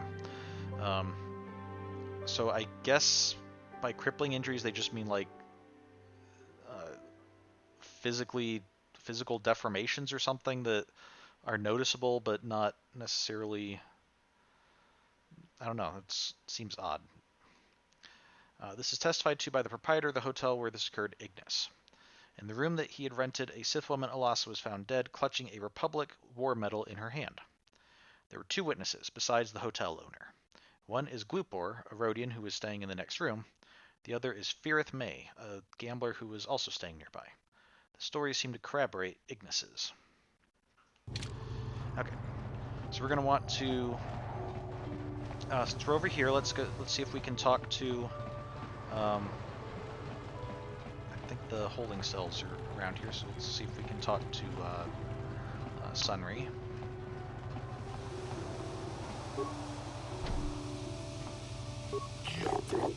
May come and go as you please, Arbiter. You will find the door unlocked. If you wish to begin your trial, you must make the request with the warden, which shall then be passed on to the judges. Okay, don't want to start the trial yet, just want to talk to my client. Okay. Who's not generic prisoner, he's Sunry. Jolie, what are you doing here? Alora sent me, Sunry. I'm here to get you out of this mess. The courts went and made us arbiters for your case. Just like old times, eh, Jolie? You come swooping in out of nowhere to save my tail from the fire? You saved my wrinkle butt more than a few times as well, friend, if I recall. But there'll be time for catching up later. Right now, we need to focus on the case. The case is a complete frame-up. Anyone looking at the evidence could see that. Or so I thought. But the Cellcasts seem to think that there's enough to go to trial. There aren't any witnesses. All that evidence against me is circumstantial and completely flawed. Okay. So let's go over the evidence. We need to investigate the case some more. Any ideas where I should look? There's a few things we have to clear up. Okay, so let's go over the evidence first. Well, I was at the hotel, I admit. And I did meet Alasa there that night, but it's not what you think. I was working with Republic intelligence. We were pretending to feed information to the Sith. Well, I turned Alasa into a double agent working for us. It was going well, too, until she turned up dead. Maybe the Sith had found out I was turning her, and had her eliminated. But let's look at the facts they've given. Alassa was brutally killed. Think about that. She was a Sith, trained in battle, and I'm just a crippled old man. My war injuries make it difficult for me to walk, even to hold things. See how my hands are shaking? How could I kill a Sith warrior at close quarters? I ask you! Further, they say they found my hero's cross at the crime scene. Would I leave my war medal behind if I killed someone? Even I'm not that stupid. Obviously, the Sith planted the cross. And what about the lack of forensic evidence? Skin and hair samples, clothing fibers. Why isn't there anything like that at the crime scene? Sounds like an obvious frame-up to me. I hope you can see how the Sith are manipulating the Selkath, and probably even you to set up this against me. We need to get this over with quickly and clear my name. Anything else I can help you with? I want my arbiter to be well prepared before we go to trial. Well, if you were working on turning her into a double agent, then that would be motive for the Sith to want her killed. And of course they would want to blame the Republic. But that does raise an issue that we're probably going to have to bring that up in court in order to be able to use that as defense. Is that something that is the Republic going to get mad at us if we're like, oh yeah, Your Honors, our defense is that this guy's a spy and was turning another spy into a double agent spy? I don't know. We'll have to look around a bit more. So, need to investigate the case more. Any ideas where I should look? Guess you could interview witnesses at the hotel where the murder happened. Selkath already did that, but the fish folk don't have much rapport with offworlders. Maybe one of them was holding something back. But I think you'd be better off investigating the Sith themselves. Maybe you could find some proof they planted evidence to frame me. Though that might mean figuring out a way into the Sith embassy. Anything else I can help you with? I want my arbiter to be well prepared before we go to trial.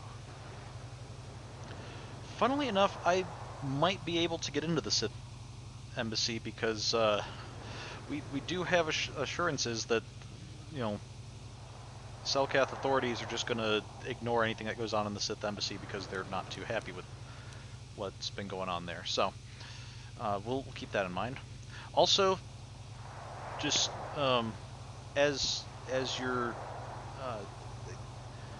is an arbiter legal counsel, but I don't know. But as just as a recommendation, I would refrain from calling the Selkath the fish folk. You know, at least not to their faces here while we're getting ready for trial. So let's. Is there anything else we have to clear up? Go ahead, ask. Ask what you need to. I've got nothing to hide. The judges said that you left after the shot was fired. Okay, yeah. How would they know? They weren't there. I heard some of the witnesses said that too, but I swear she was alive when I left. I wonder if the Sith have been putting pressure on people to get them to convict me. It wouldn't surprise me at all. They've had it in for me since the war. You should ask everyone about that. They might admit to helping the Sith under pressure. Okay, well, I guess I'll be looking at some other stuff. Very well. I suppose there is still more. Once you've gotten enough evidence to go to trial, just tell the warden we're ready.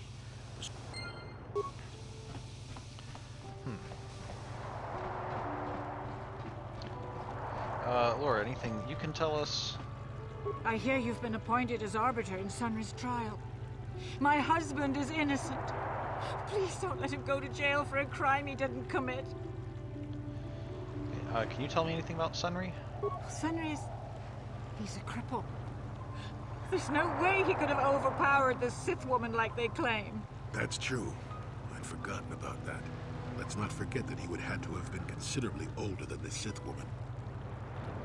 Are you saying someone your age couldn't overpower a woman? I'm a Jedi, and one who was living alone in the Shadowlands until recently. That keeps you in shape, damn it. We're talking about Sunry here. And there's no way he would do something so dishonorable as hit her from behind. Sunry's a decorated war hero. He's a hero of the Republic. Don't worry, we'll save him. Your husband might not be so innocent, Alora.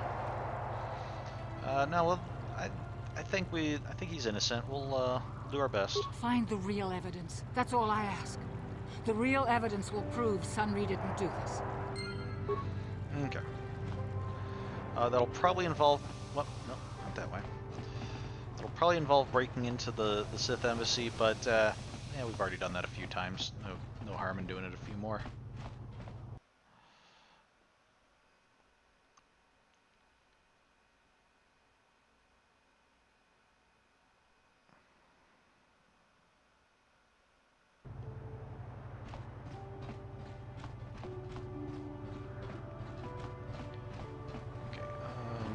First, let's go to the hotel. We have to head this way anyway.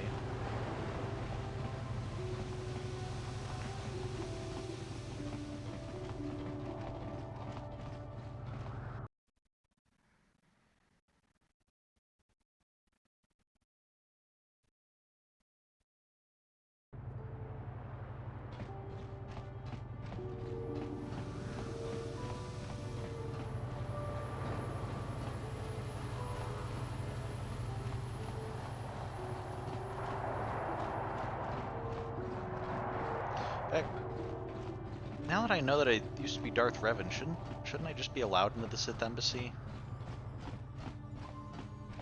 Practically their boss. So. Okay, let's talk to the Jolie. I don't want to. There we go. You're the one defending Sunry now, huh? Well, the hotel's open for you, and I guess I gotta answer any questions you want too. Okay, what did you see?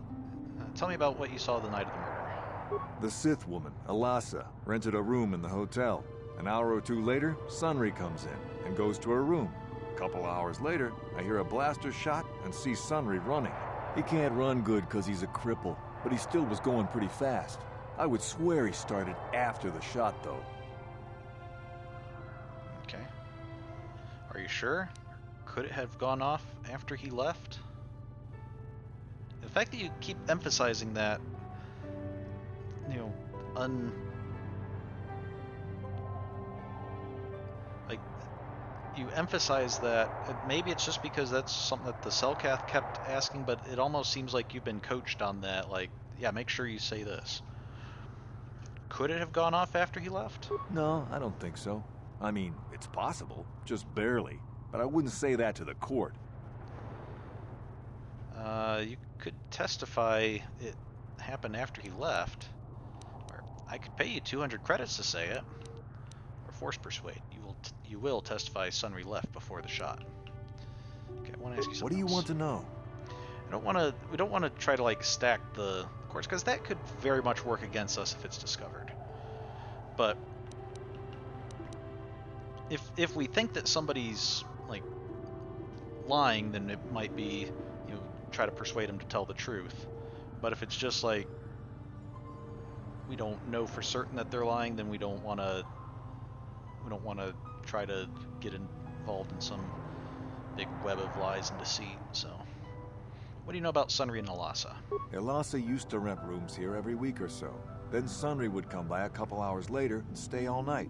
It doesn't take a genius to figure out what was going on. Yeah, your standard spy meeting spy to turn them into a double agent. Sorry, something fell. Something fell and brushed against my arm, so that was just the charging cable. So, let's see. Who are the witnesses in the hotel? There were only 2 other people in the hotel when it happened. One was a Rhodian named Glupor. Seems like a really dirty, shifty type. Normally I don't let his kind in here. I'm a reputable businessman, you know. But there weren't many people here, so I decided to take a chance. The other is a regular named Firith Me. He's a Pazak player. Probably an addict, but he claims he's big in some circles. Don't know anything about him other than that. Anything else you want to know?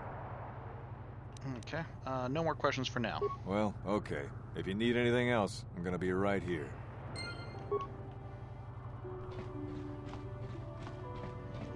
So let's start with the room the murder happened in. Oh, this isn't the room that the murder happened in. This is... I guess all the rooms have been sealed off because of the murder, and all of them had that thing, so... I guess we'll talk to Glooper. You here with Selkath? You have questions for Glooper? Glooper already say everything he knows. Yes, we want to talk about the murder of Alasa. Glooper, tell everything to Selkath. You not know? Glooper have no reason not to say. Glooper, tell everything. Everything about murder, everything about Sith Lady's room. Glooper staying at hotel. Glooper not very rich. Hotel much too rich for Glooper to live at. But Glooper saved for weeks and have enough to stay here for a few days. Using Glooper's chance to live better for a while. Okay, and what did you see? Glooper not see the murder. Oh no. Glooper did see Republic guy, the cripple. Sunry with his name.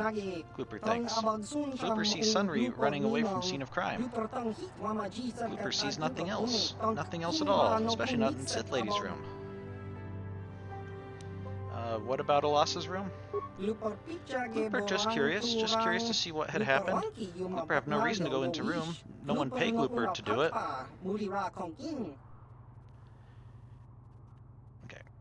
Did someone pay you to do something in that room, Glooper? Or how about if I give you 100 credits to tell me? Or force persuade. You want to tell me who paid you and for what? Glooper, I don't think you're being very honest. Do you want to tell us what really happened? How do you know someone paid Glooper? This Glooper's not too smart. Well, Sithman came up to Glooper after murder, before Selkath arrived. He say he give Glooper good money if Glooper put metal into Sith's hand. Glooper good. Glooper plant evidence and leave no trace. But Glooper not recognize Sithman anyway. Glooper not recognize humans very well. No use to Selkath, so not bothered to tell them. Well, that and the Sith man say he killed Glooper if Glooper speaks. Oh, no. Glooper think he can't talk more right now. Glooper thinks he feels the need to lie down. Maybe just stay here. Okay. So we have at least Glooper's testimony. Not sure if we'll get him to repeat it in court, but do have his testimony that he planted something in... I guess we can't investigate the room where it happened. So, go 100 credits. Excuse me, sir. I was just taking my arbiter's view just there. You here to see me about the murder, too? I told the damn fish everything I knew. What more do you all want from me? It's a very Sithy sounding accent. What do you know about Sunry and Alasa? Sunry, I only heard of once or twice in passing. Some sort of old-time war hero against the Sith. Seen him around in the hotel, too. Going to Alasa's room always, of course. Kept the rest of the building up half the night with their damn antics usually. Mean Sunry was having a relationship with Alasa? Alasa roomed here often? You know were they in a relationship? I'm not saying anything like that. What they did in that room in private is their business. And there isn't any rule against Sith and Republic seeing each other for personal reasons. Although if you think her Sith Master didn't know, you must be fooling yourself. Sith Master? Okay, so she was like Dark Jedi type Sith. Well, Alasa was a Sith, so of course she'd have to have someone above her. Yeah, I didn't see anything. What did you see? Or maybe if I tossed in 100 credits? Or you want to tell me. What did you see? Well, one time, I saw Alasa coming in wearing this big cloak. I was on my way to my room, and she normally wears stuff like that, so I didn't pay her too much attention. But this time, I accidentally brushed up against her. Accidentally, of course. And her cloak fell open. Now, I don't have any qualms about the Sith. I leave them alone, and they leave me alone. And seeing as how Alasa had a Sith lightsaber under her cloak, I'm not going to poke that hornet's nest. Okay. She was a Dark Jedi? Lightsaber does not mean anything. I have a lightsaber too, you know. Okay. She was a Dark Jedi? Seems so. But I'm not getting myself in any further with the Sith. I know how ruthless they are. Now, that's all I'm going to tell you. I'll testify it to the court, but you aren't going to get anything else out of me.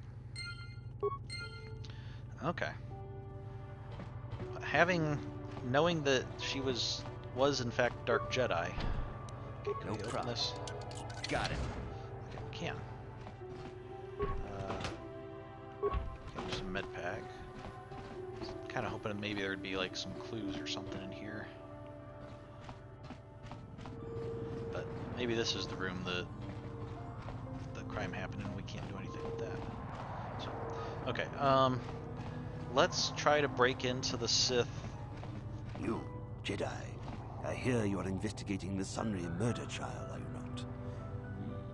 This case is not at all what it appears to be. Many currents, might I say, flow beneath the surface. What do you mean?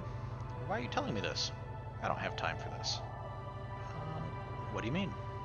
This murder is much more complicated than it may first appear.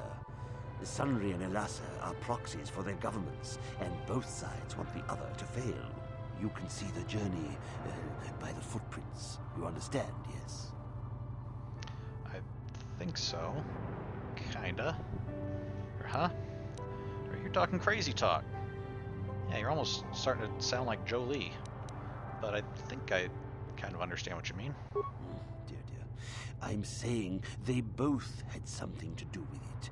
They've both kept their hands in this from the start. If you want to get to the bottom of this murder, you might seek information from both the Sith and the Republic, likely in their embassies. They'd just give it to me? Why should I believe you? I've heard enough of you. Yeah, why should I believe you? Because you have no one else to trust. Not Sunry, not the witnesses, and certainly not the judges. And if you take my advice, what have you to lose? Heed my advice, Jedi, and you may yet find the truths in this murder. Okay, thank you, bizarre, insane, riddle-speaking man. Well, since we're right here, let's check out the Republic Embassy. Okay, I'm assuming, what are we gonna find, like a data pad somewhere? Do we talk to somebody? Are we gonna find information on a terminal? Let's slice the Republic system. Open submarine bay door. No. Access restricted data archives. Disable local power. Wow. I don't think we're not trying to like. Not trying to shut down anything, but access restricted data archives. Sunry incident. Okay. The computer screen switches to a fisheye view from some sort of small wall camera. A beautiful young woman enters the room, followed by a much older man. As she walks further into the room, he softly closes the door, pulls a blaster, and shoots her in the back. Oh dear.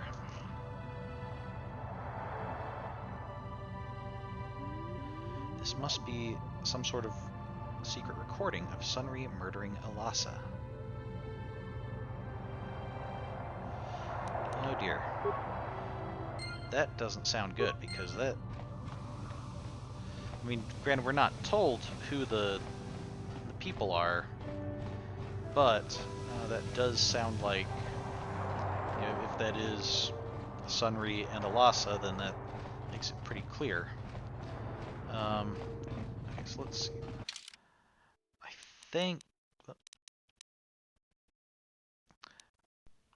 think we want to head back. Yeah? Yes? I think we want to head back towards the docking bays, because if I recall, due to events going on in the Sith Embassy, we probably won't be allowed in the front door, so we're gonna have to go through the like other docking bay. Jolie, Jolie. Hmm? Oh, there you are. Huh? Sure.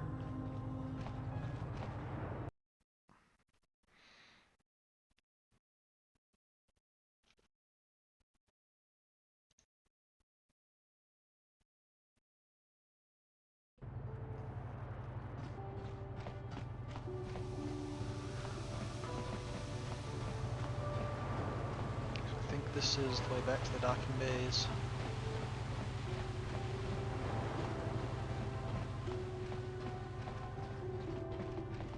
Now, I'm kind of curious, are we going to have any trouble when we get to the Sith embassy, or is it still pretty much cleared out from last time?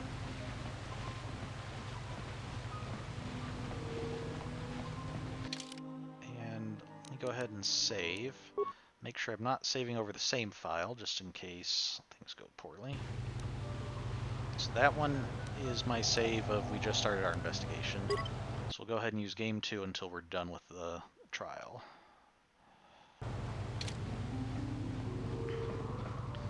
Okay.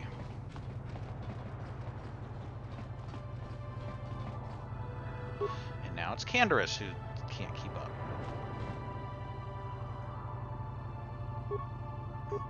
Yes? What? Here, Sure. Canderous, try to keep up with the rest of us.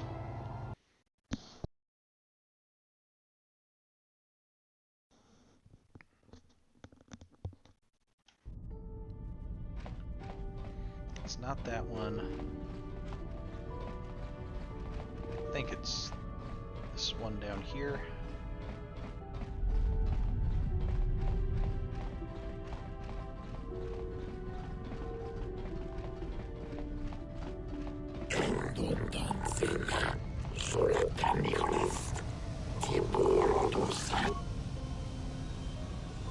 Destination Sith base, yes please.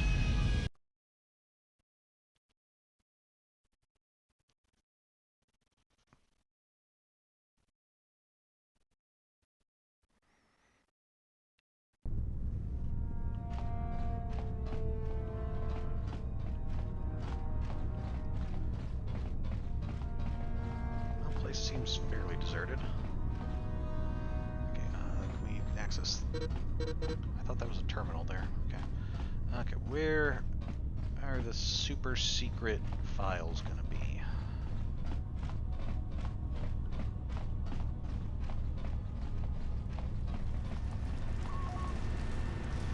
That's...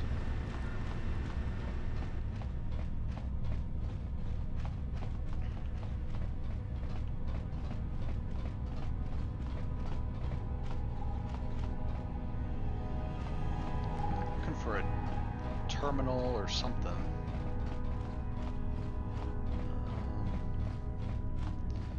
Wow, the terminals are in short supply here, aren't they?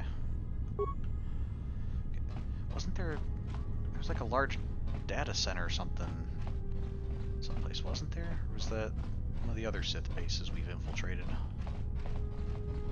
Okay, well here's a desk. This ought to suffice. Okay. Slice the computer. Download area schematic.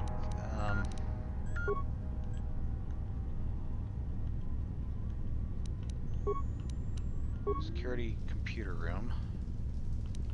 Okay, security reception, training room. Like,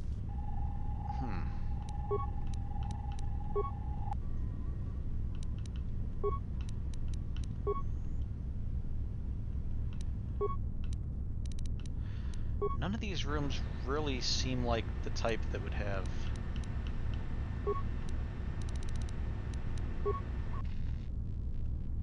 Maybe the disassembly room, because it's like,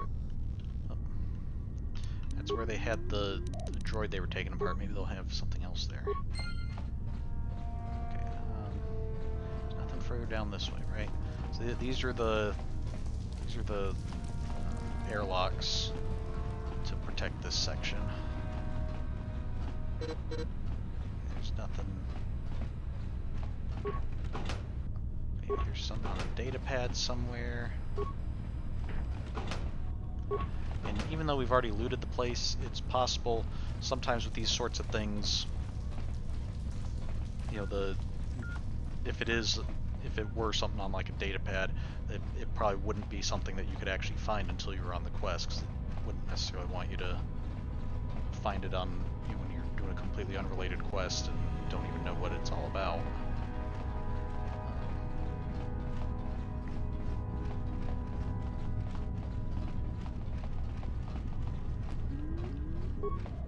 not sure.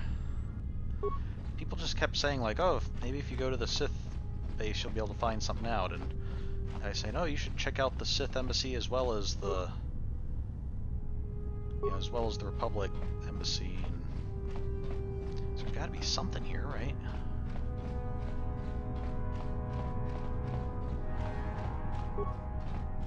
This is where the Selkath were being detained, or actually being trained as Sith, but being corrupted against their parents. Okay.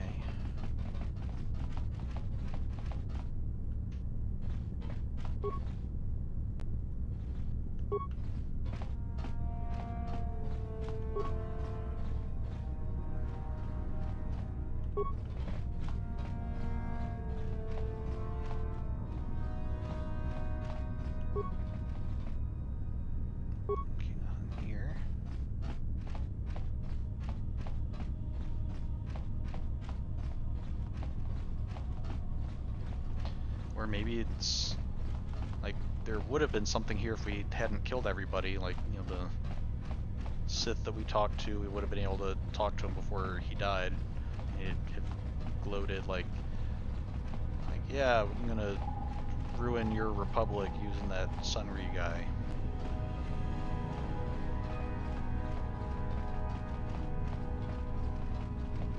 Okay, let's check this way. There was that area over here that, like, seemed very, like, didn't seem to serve any purpose.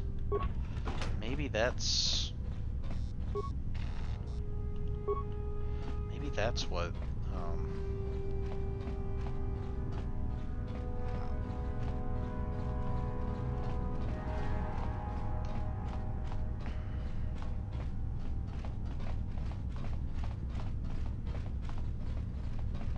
this area.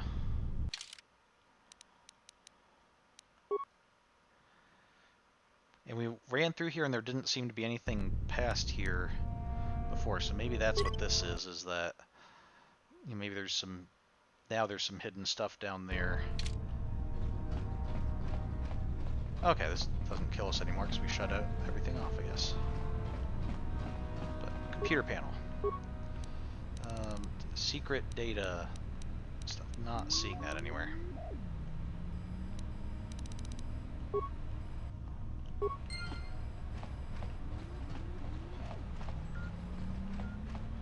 Steam control. Steam vents have been deactivated. Okay. Yeah, really not seeing anything useful here.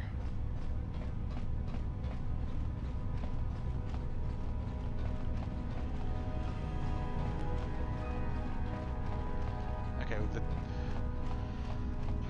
which is particularly bad because, like, right now it looks very bad for Sunri. If the Republic has video footage of him actually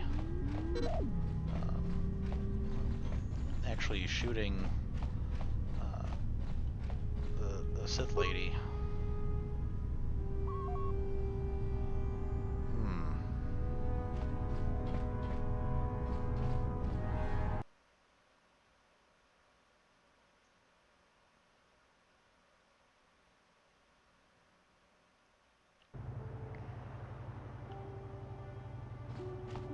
This entrance to the Sith Embassy has been closed temporarily due to a maintenance failure.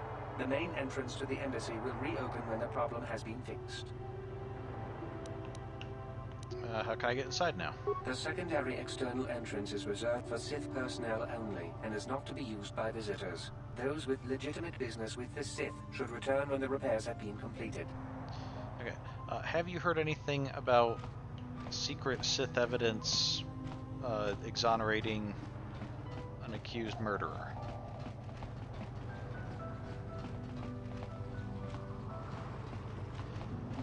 Okay. Let's go talk to Sunri again. Based on what the crazy guy said to us, I wonder if it's...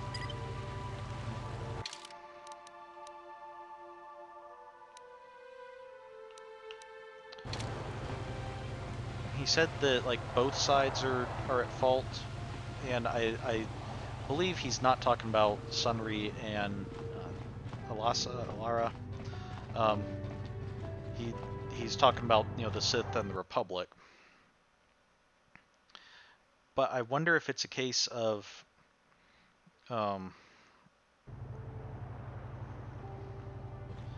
we just on the tape it doesn't say that we see Sunri. It doesn't say that we see the Sith woman, which describing the Sith woman without giving her name would make sense, as we've never seen her before. So, you know, it's like we wouldn't be like, oh, that's obviously this person. We would just be like, oh, it's this beautiful Sith woman who we are just assuming is the one mentioned.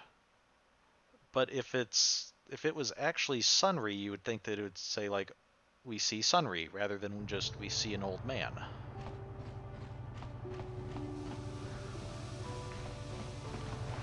That makes me think.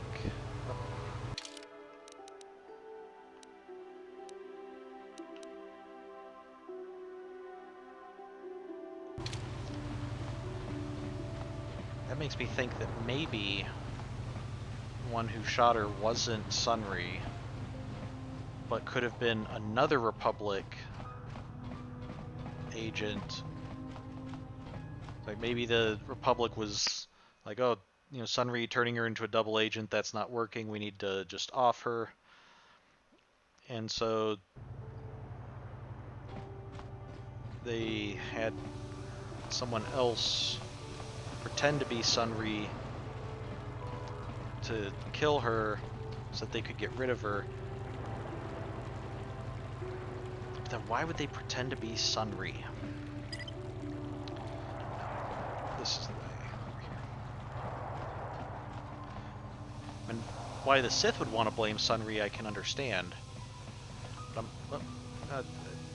did I? Well, almost ended up in the cage myself. Okay, let's see if Sunri can figure things out.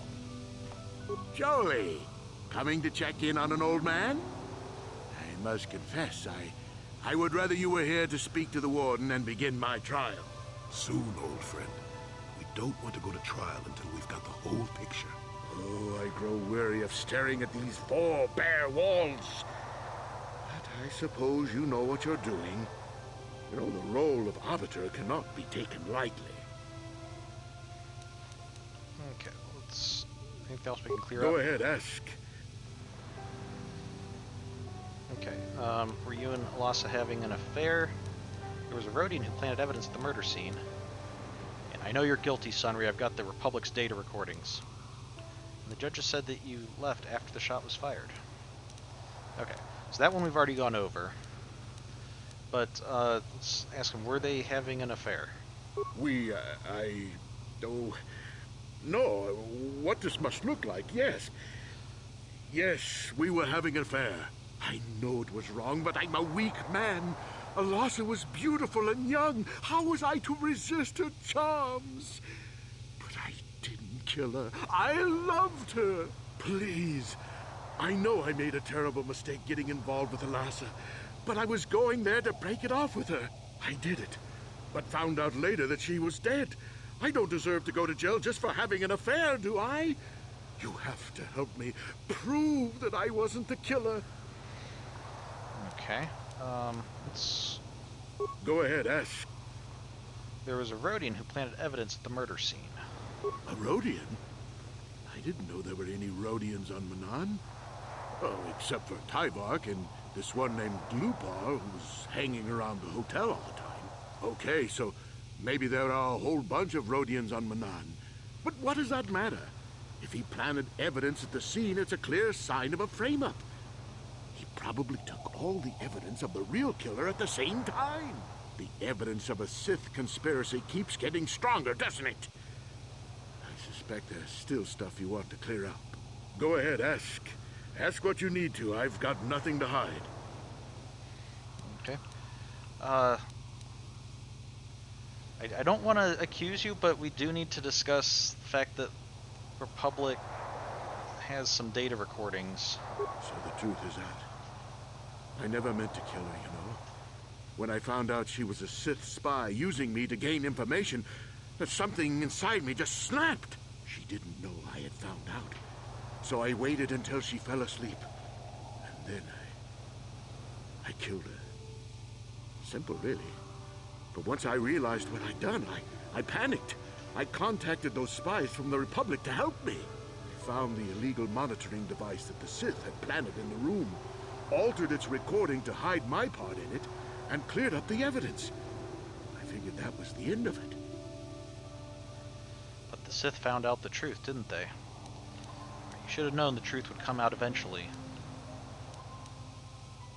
Yeah, the Sith found out, didn't they? The Sith must have been spying on me and Alasa, trying to make sure she wasn't a double agent.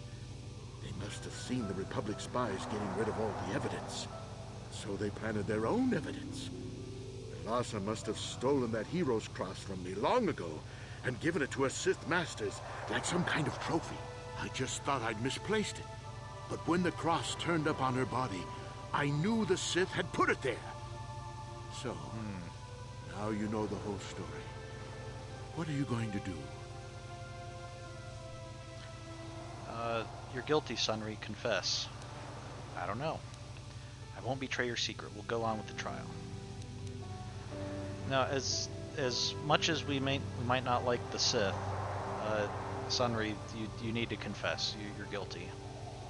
You think I'm some kind of monster, don't you? All I did was kill a Sith. How many Sith have you killed? Dozens? Hundreds? Thousands? That's different, Sunry, and you know it. We don't kill them in cold blood while they sleep. I don't see how Not the two usually. of us are any different. She was a spy. She was using me to get information so Malak's army could destroy the Republic. She deserved to die. Okay, Sunry, killing your lover while she sleeps is murder, even if she's a Sith. Or I suppose you're right, I won't expose you. Or if you confess, the court might show mercy. Not sure I would count on it with the Cellcath, but... It is interesting, the turnaround here, that we're kind of acting on the assumption that the Sith set things up to make it look like he was a murderer because they wanted to accuse a war hero and get rid of a double agent, when it turns out the Republic did a cover-up and the Sith planted evidence to try to get the guy who actually did it. Like, they planted evidence, but they did it because they wanted, well, I can't say that they necessarily wanted justice, but the ultimate effect was that, they planted it and get justice out of it. But killing your lover while she sleeps is murder, even if she's a Sith. If I confess, I'm looking at 20 years in prison. And the Otto City officials might even place KotOR sanctions on the Republic Embassy. Without KotOR, how can we treat the injuries to our soldiers on the front lines? I suppose you're right, I won't expose you. These are just excuses, Sunry. We both know you have to own up to your crimes. Or force persuade. You will confess your crimes. You want to confess your crimes. Sunry, we both know that it's the right thing to do to own up to your crimes. No, I can't do that. And put the Republic's supply of KotOR in danger. No, I won't. Look, I may have done something stupid. And it may only be worse for my standing by it, but I will not confess. If you turn me in, the Republic will likely lose its KotOR export privileges, and then we'll lose the war for sure. Are you going to send all those thousands, millions like Taurus to their deaths just for your sense of justice? Sunry, this is wrong, and you know it. I am a Jedi. What is it that you expect me to do to defend your actions? You do whatever you have to, Jolie. I know what I did, but I also know what's at stake here. No, I'll rot in here if I have to. But I won't betray the Republic. Do what you have to, but know what the consequences will be. Okay, can we force persuade him to confess? No, I'll rot in... No, we can't. We missed our opportunity to do that. Okay. Here's the thing, Sunry. You say, like, oh, I won't do that because it'll mean the Republic's going to lose its KotOR. But you're gonna be proven guilty regardless. So if you being guilty means the Republic loses its KotOR, then that's gonna happen regardless. Meanwhile, if you confess to it and say that it wasn't done on Republic orders, it wasn't done, like it was just you in a moment of anger over finding out what was going on, maybe they might look at it as like, oh, you know, you did this in a moment of passion, but the Republic had nothing to do with it, and you know, maybe the Republic won't even get in trouble. So, you know, I think you're making a pretty poor mistake, but I guess we'll have to go to trial.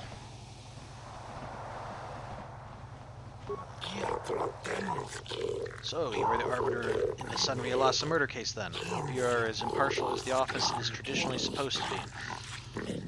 Yeah. I would have liked to have been able to exonerate him, but the off-worlders have a tendency to ignore the rule of law in favor of some rather irrational causes. What is it I can do for you now?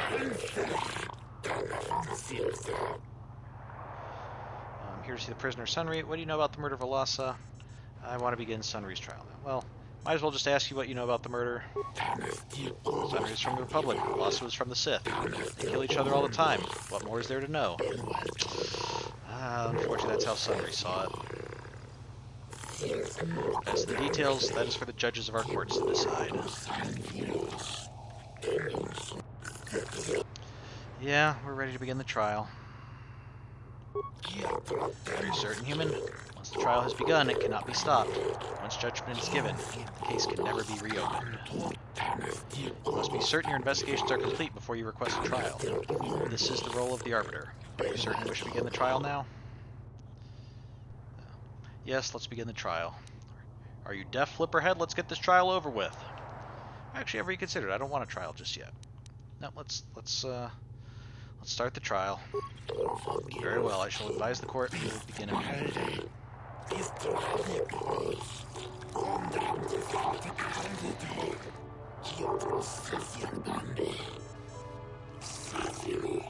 Let the record show that the trial of Sunry versus the Otto City Authority has commenced. Presiding are judges Shelkar,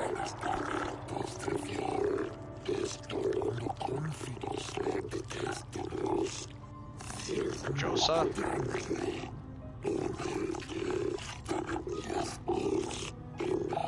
Nailshakan, Kota, and Dula. This trial is to determine the culpability of Sunry in the death of the Sith Alasa.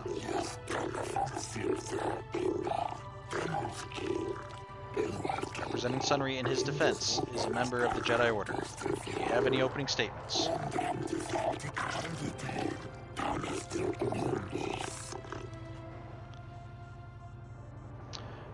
Sunry is guilty of the murder. He has confessed to me.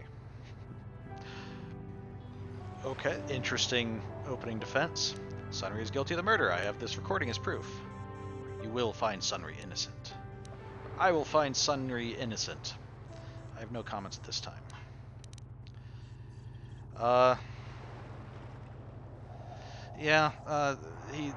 He's confessed. So, yeah, is there any way we can, like, plead guilty? No! You traitor! Sunry, no! Your client is guilty, Arbiter? Are you sure you wish to enter this plea? I do. No. I object! I am the victim of a conspiracy here! Is this true, Arbiter? Your client does not seem to agree with your assertions.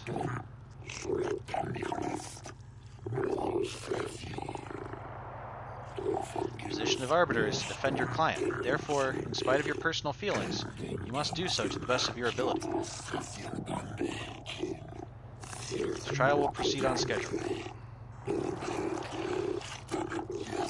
So we can't enter a guilty plea? I guess not without his consent. Acting as prosecutor for the Otto City Authority is an impartial observer from the Sith Empire. It is an honor to see justice served, and I will see Sunry is executed for the crime he has committed. Do not be too overzealous in pressing your commission, Sith.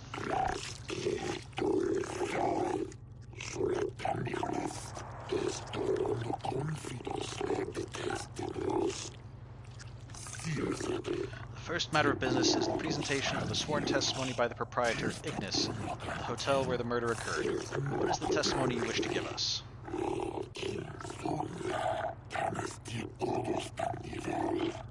The man I saw leaving, Sunry, probably left after I heard the blaster shot.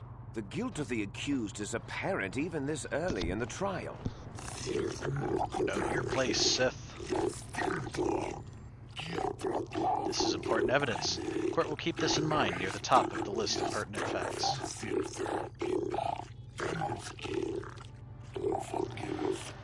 We will now begin by calling forth the witnesses to the crime and taking their testimony. We don't get to cross-examine the witnesses, or do we challenge them afterwards? After each witness has given their testimony and you have cross-examined them, you may ask the presiding judges for their opinions on the current state of the case. This is a special privilege given by Manan law only to the defendant, so use it wisely.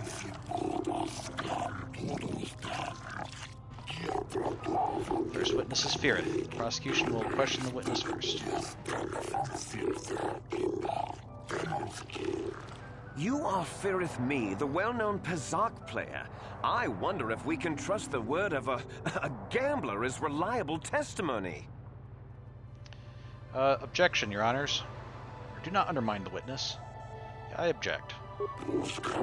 Objection sustained. Ask the witness your question and do it promptly.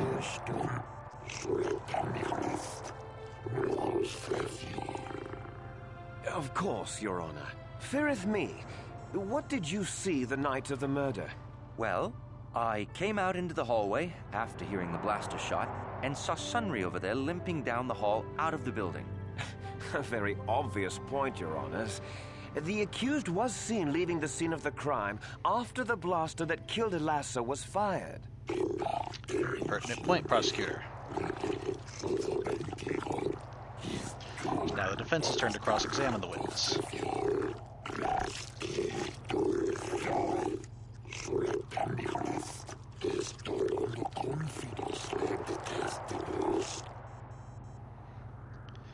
So we were told we do have to defend Sunry to the best of our ability, and we don't want to see him necessarily executed. You know, maybe if we can prove that it was a lesser crime, you know, it was like a heat of the moment passion crime instead of a cold-blooded, calculated one, that might do things.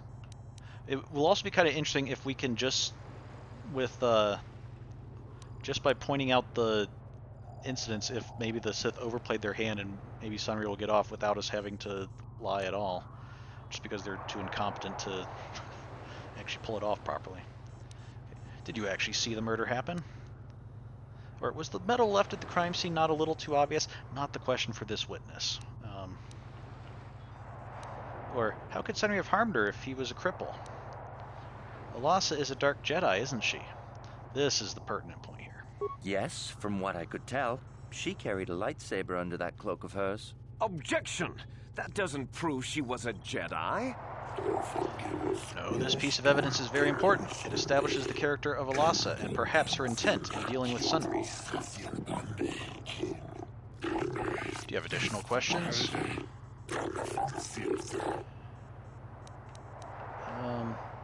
How could Sunry have harmed her if he was a cripple?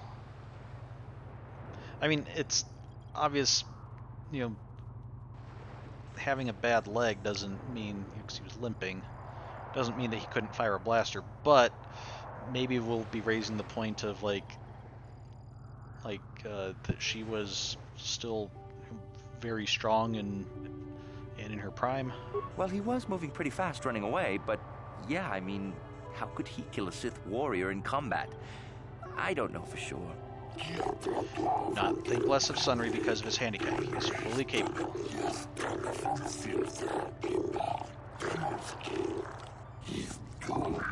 Can't you see that the man can hardly walk, let alone fight Elassa?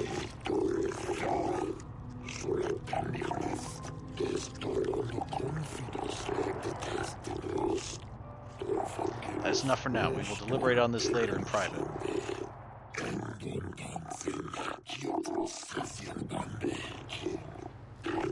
have any additional questions? No additional questions. Very well. Would you like to use this opportunity to poll the judges? Not at the moment. Since the defense has no further questions, we will call out the second witness, the Rhodian Glooper. Prosecution may question the witness. Glooper the Rhodian, you were staying in the hotel the night of the murder and saw Sunry leaving Elassa's room, didn't you? Yes, Glooper sees Sunry running down hallway, and when Glooper look in room, Sith woman dead on floor. This is clear, then, that Sunry left the room with the Sith Elassa already dead behind him. Perhaps, Sith, perhaps. It is the turn of the defense to question the witness now.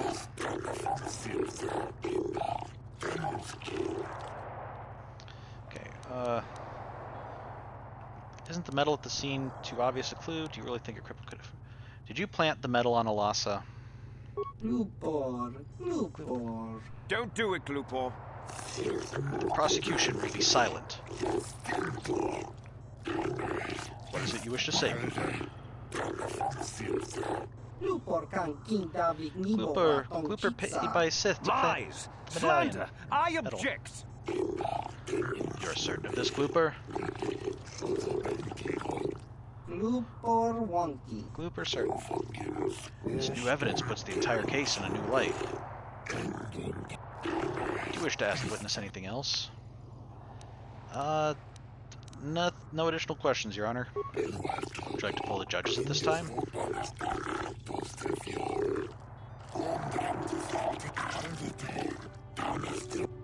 Sure. I think that Sunry perhaps could have been the culprit. I think that Sunry was perfectly capable of committing this crime.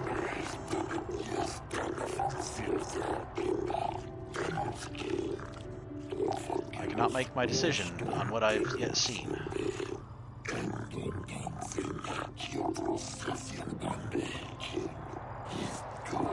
I just do not have enough information to judge this case yet.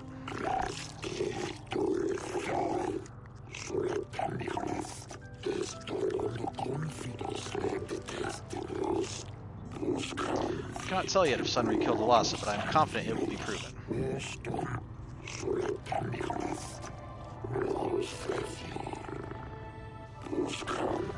The defense has no more questions. The court will call out Elora, Sunry's wife. Okay.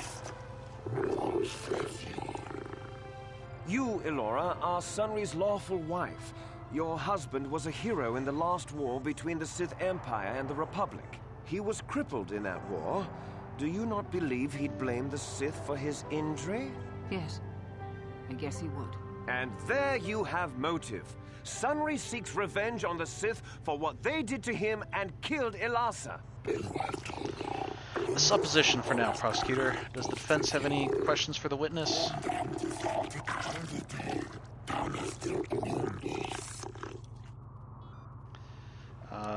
Was it true your husband was having an affair with Elassa? Or Sunry was a cripple? Could he have killed Elassa? Sunry was a Republic war hero, wasn't he? I don't see how any of these... I mean, like, we know it was true that he was having an affair. I don't see how that would help one way or another. It's not going to prove him innocent, and it's not going to prove him guilty. It's just going to probably make his wife break down crying and bring it up. He was a cripple. Could he have killed Elassa? We've already established that that's unlikely, but not impossible. He was a Republic war hero, wasn't it? That has nothing to do with anything. Yeah, I don't see how any of those help with our defense, so I've got no additional questions. We'll use this opportunity to poll the judges.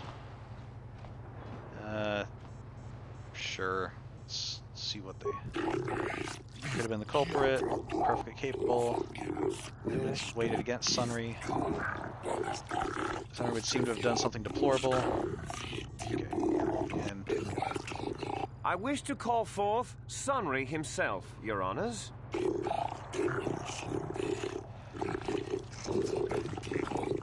Are you a war hero, Mr. Sunry? You fought in wars against the Sith Empire, correct? Yes, that's right. And I don't regret it either. The Republic needs its heroes. Indeed. Would you say that you dislike the Sith? Even hate them? Of course I hate them. Trying to take over the galaxy every chance they get, killing millions of innocents? Pure politics. Were you in Alassa's room on the night of the murder? Well, yes, I was. I knew she was a Sith. And she would be trying to pump me for information, of course. So I just simply turned the tables. I was working on her, trying to turn her over to the Republic side, trying to turn her into a double agent. But that's kind of ruined now that she's been murdered. An obviously false story. I have proof here in the form of data recording that proves you were, in fact, having an affair with Elassa. Let this new evidence be entered in the court records.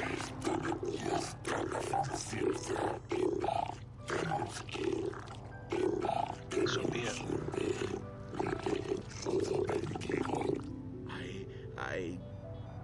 What's the use now? I had been having an affair with Elassa, it's true. But I realized my mistake and I was going there to end it, but I did not kill her. You were having an affair with a Sith. You wanted to end it quickly and quietly, so you killed her from behind and tried to flee. No, I think we can see the answer clear enough, Mr. Sunry. Do not interrupt the accused. In fact, I think you've said quite enough already, prosecutor.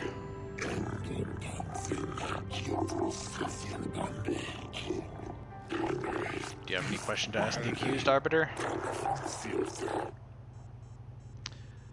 I have no additional questions.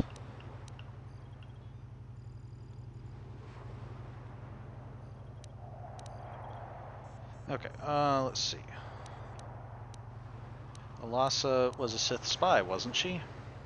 How could Elassa have got a hold of your medal? You were going there to end the affair. Would the Sith object? Let's see.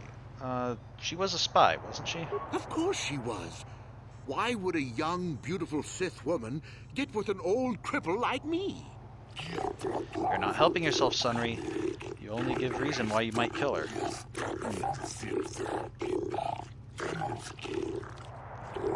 He merely states facts. The incompetence of the murder indicates that her occupation was not the motive for the killing. Fact remains, Elassa was a Sith, and likely a spy as well. Is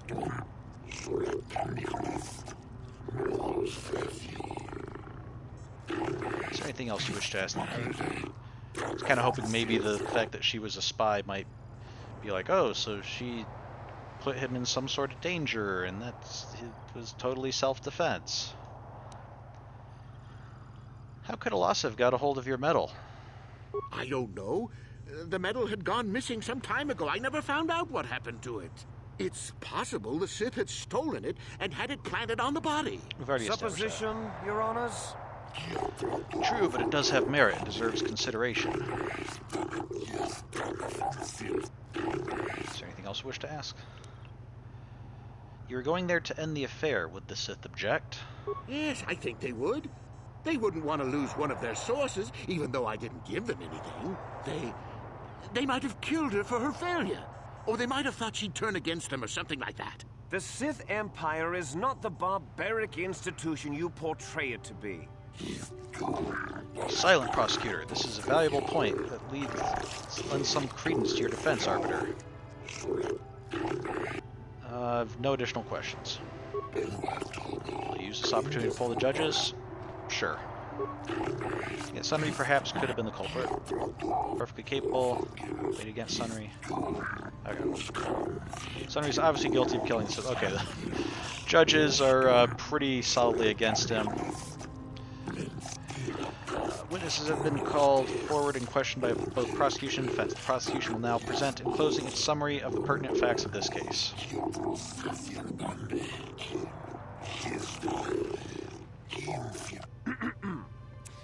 I think the facts in this case are very straightforward. Sunry was having an affair with Elassa. He sought to end it, And the simplest, quickest method, given his hatred of the Sith, was to simply kill her. Witnesses saw Sunry fleeing the scene, and material evidence places him there at the time of the murder as well. I am confident that any informed observation of the facts will lead the judges, Your Honors, to this very conclusion. Indeed. And your closing statements, Arbiter?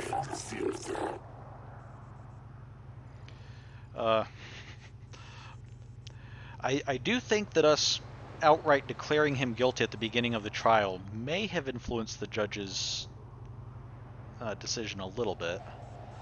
So let's see what our options are. No one actually witnessed the murder.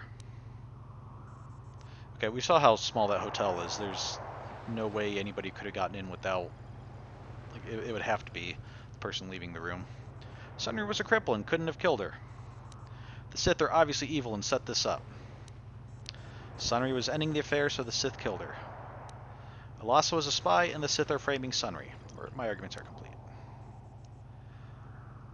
Technically, I think both of those are true. Alasa is a spy, and even though Sunry did it, the Sith have planted evidence to further frame him. So I think we can honestly say this. Well, yeah. I find that highly unlikely, Arbiter. The Sith have no need of such deception. The facts speak clear. But they still did. But the Sith have been known for violence, deception, and murder before. That is also true. Is there another point you would make?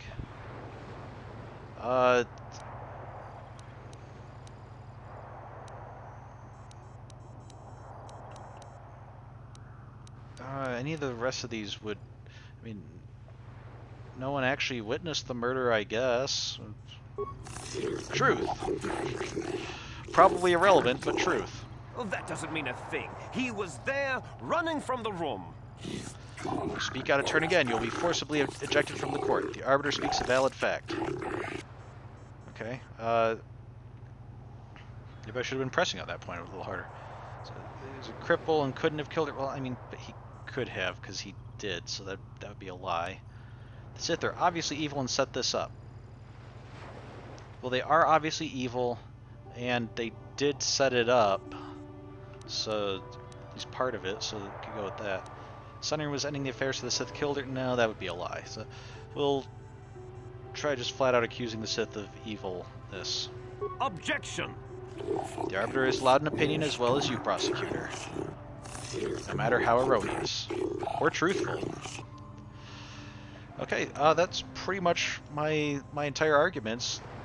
People only witnessed the after effects of the murder. They didn't see the incident itself. The Sith are evil, and yeah, Alasa was a spy. So that... Also, if you go back to what my opening arguments were, he totally did it. So, and I guess I helped in proving that. So, you know, mission accomplished. Court will now deliberate amongst ourselves.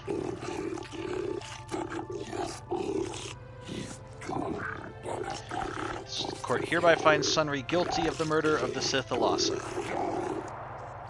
According with Selkath law, the prescribed punishment for murder is death. Oh dear. Sunry, no. But due to the extenuating circumstances surrounding this case,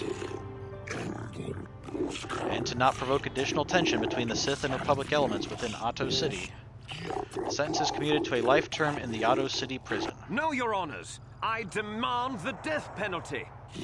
We are in no position to argue, Sith. Do not think that your Empire can pressure this court. We have made our decision. The verdict has been delivered, and this trial is now over. Remove the guilty party from this courtroom. The Republic will attempt to have him freed, Alora. I am sure. This is the best we can do. I'm sorry. Sunry?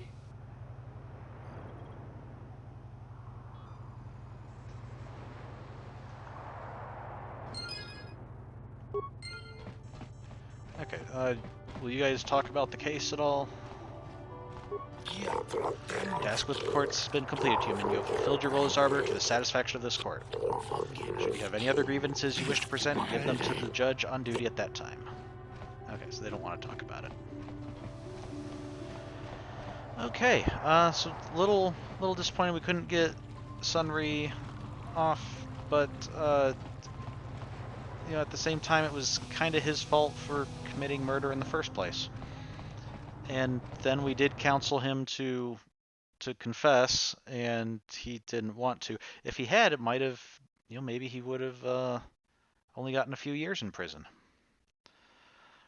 You never know.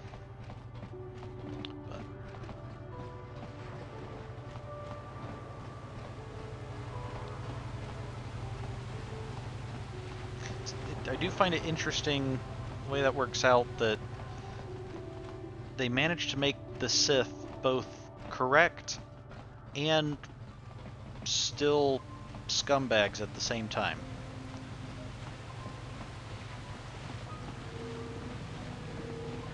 And they also made Sunri at least somewhat sympathetic, despite being clearly in the wrong at every point.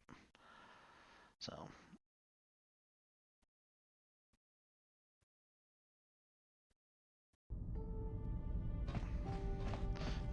Okay, we don't really have much time. So we're not, I don't think there's really much more we're going to be able to do tonight, but at the very least we're going to fly to Tatooine, and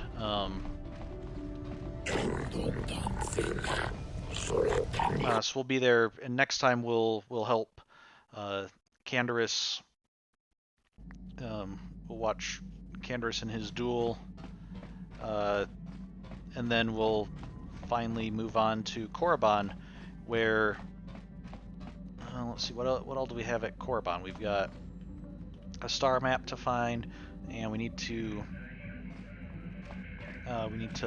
find Karth's son there, and I believe, oh yeah, we also have that person told us that on Korriban is a maybe we can get some special goods there. So.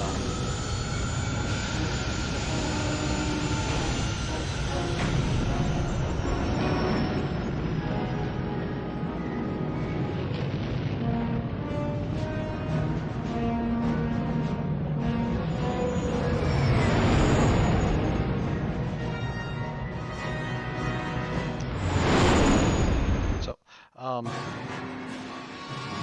we getting attacked again? Is this going to happen every time we change planets now? Oh, there we go.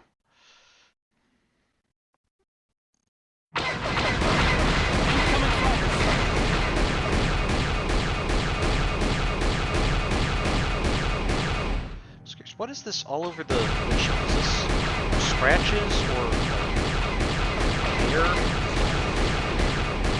Has Zalbar been shedding in here?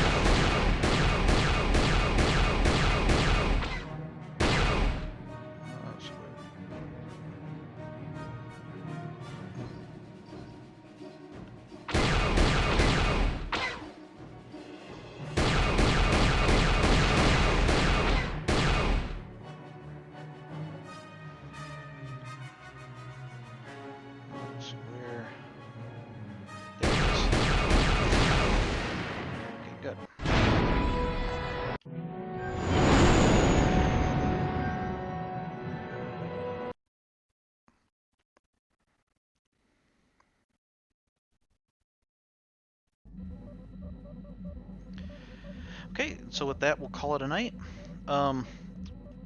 Next time, like I said, we'll be helping Canderous, and then we'll be heading to Korriban. But next time will not be next week. I've got some family coming, so I'm not going to be able to stream next Friday. I do plan to stream Monday and the following Monday, but our next Friday session will be in 2 weeks. So hope to see you then. Thank you for watching, and have a good week, and see you next time. Bye.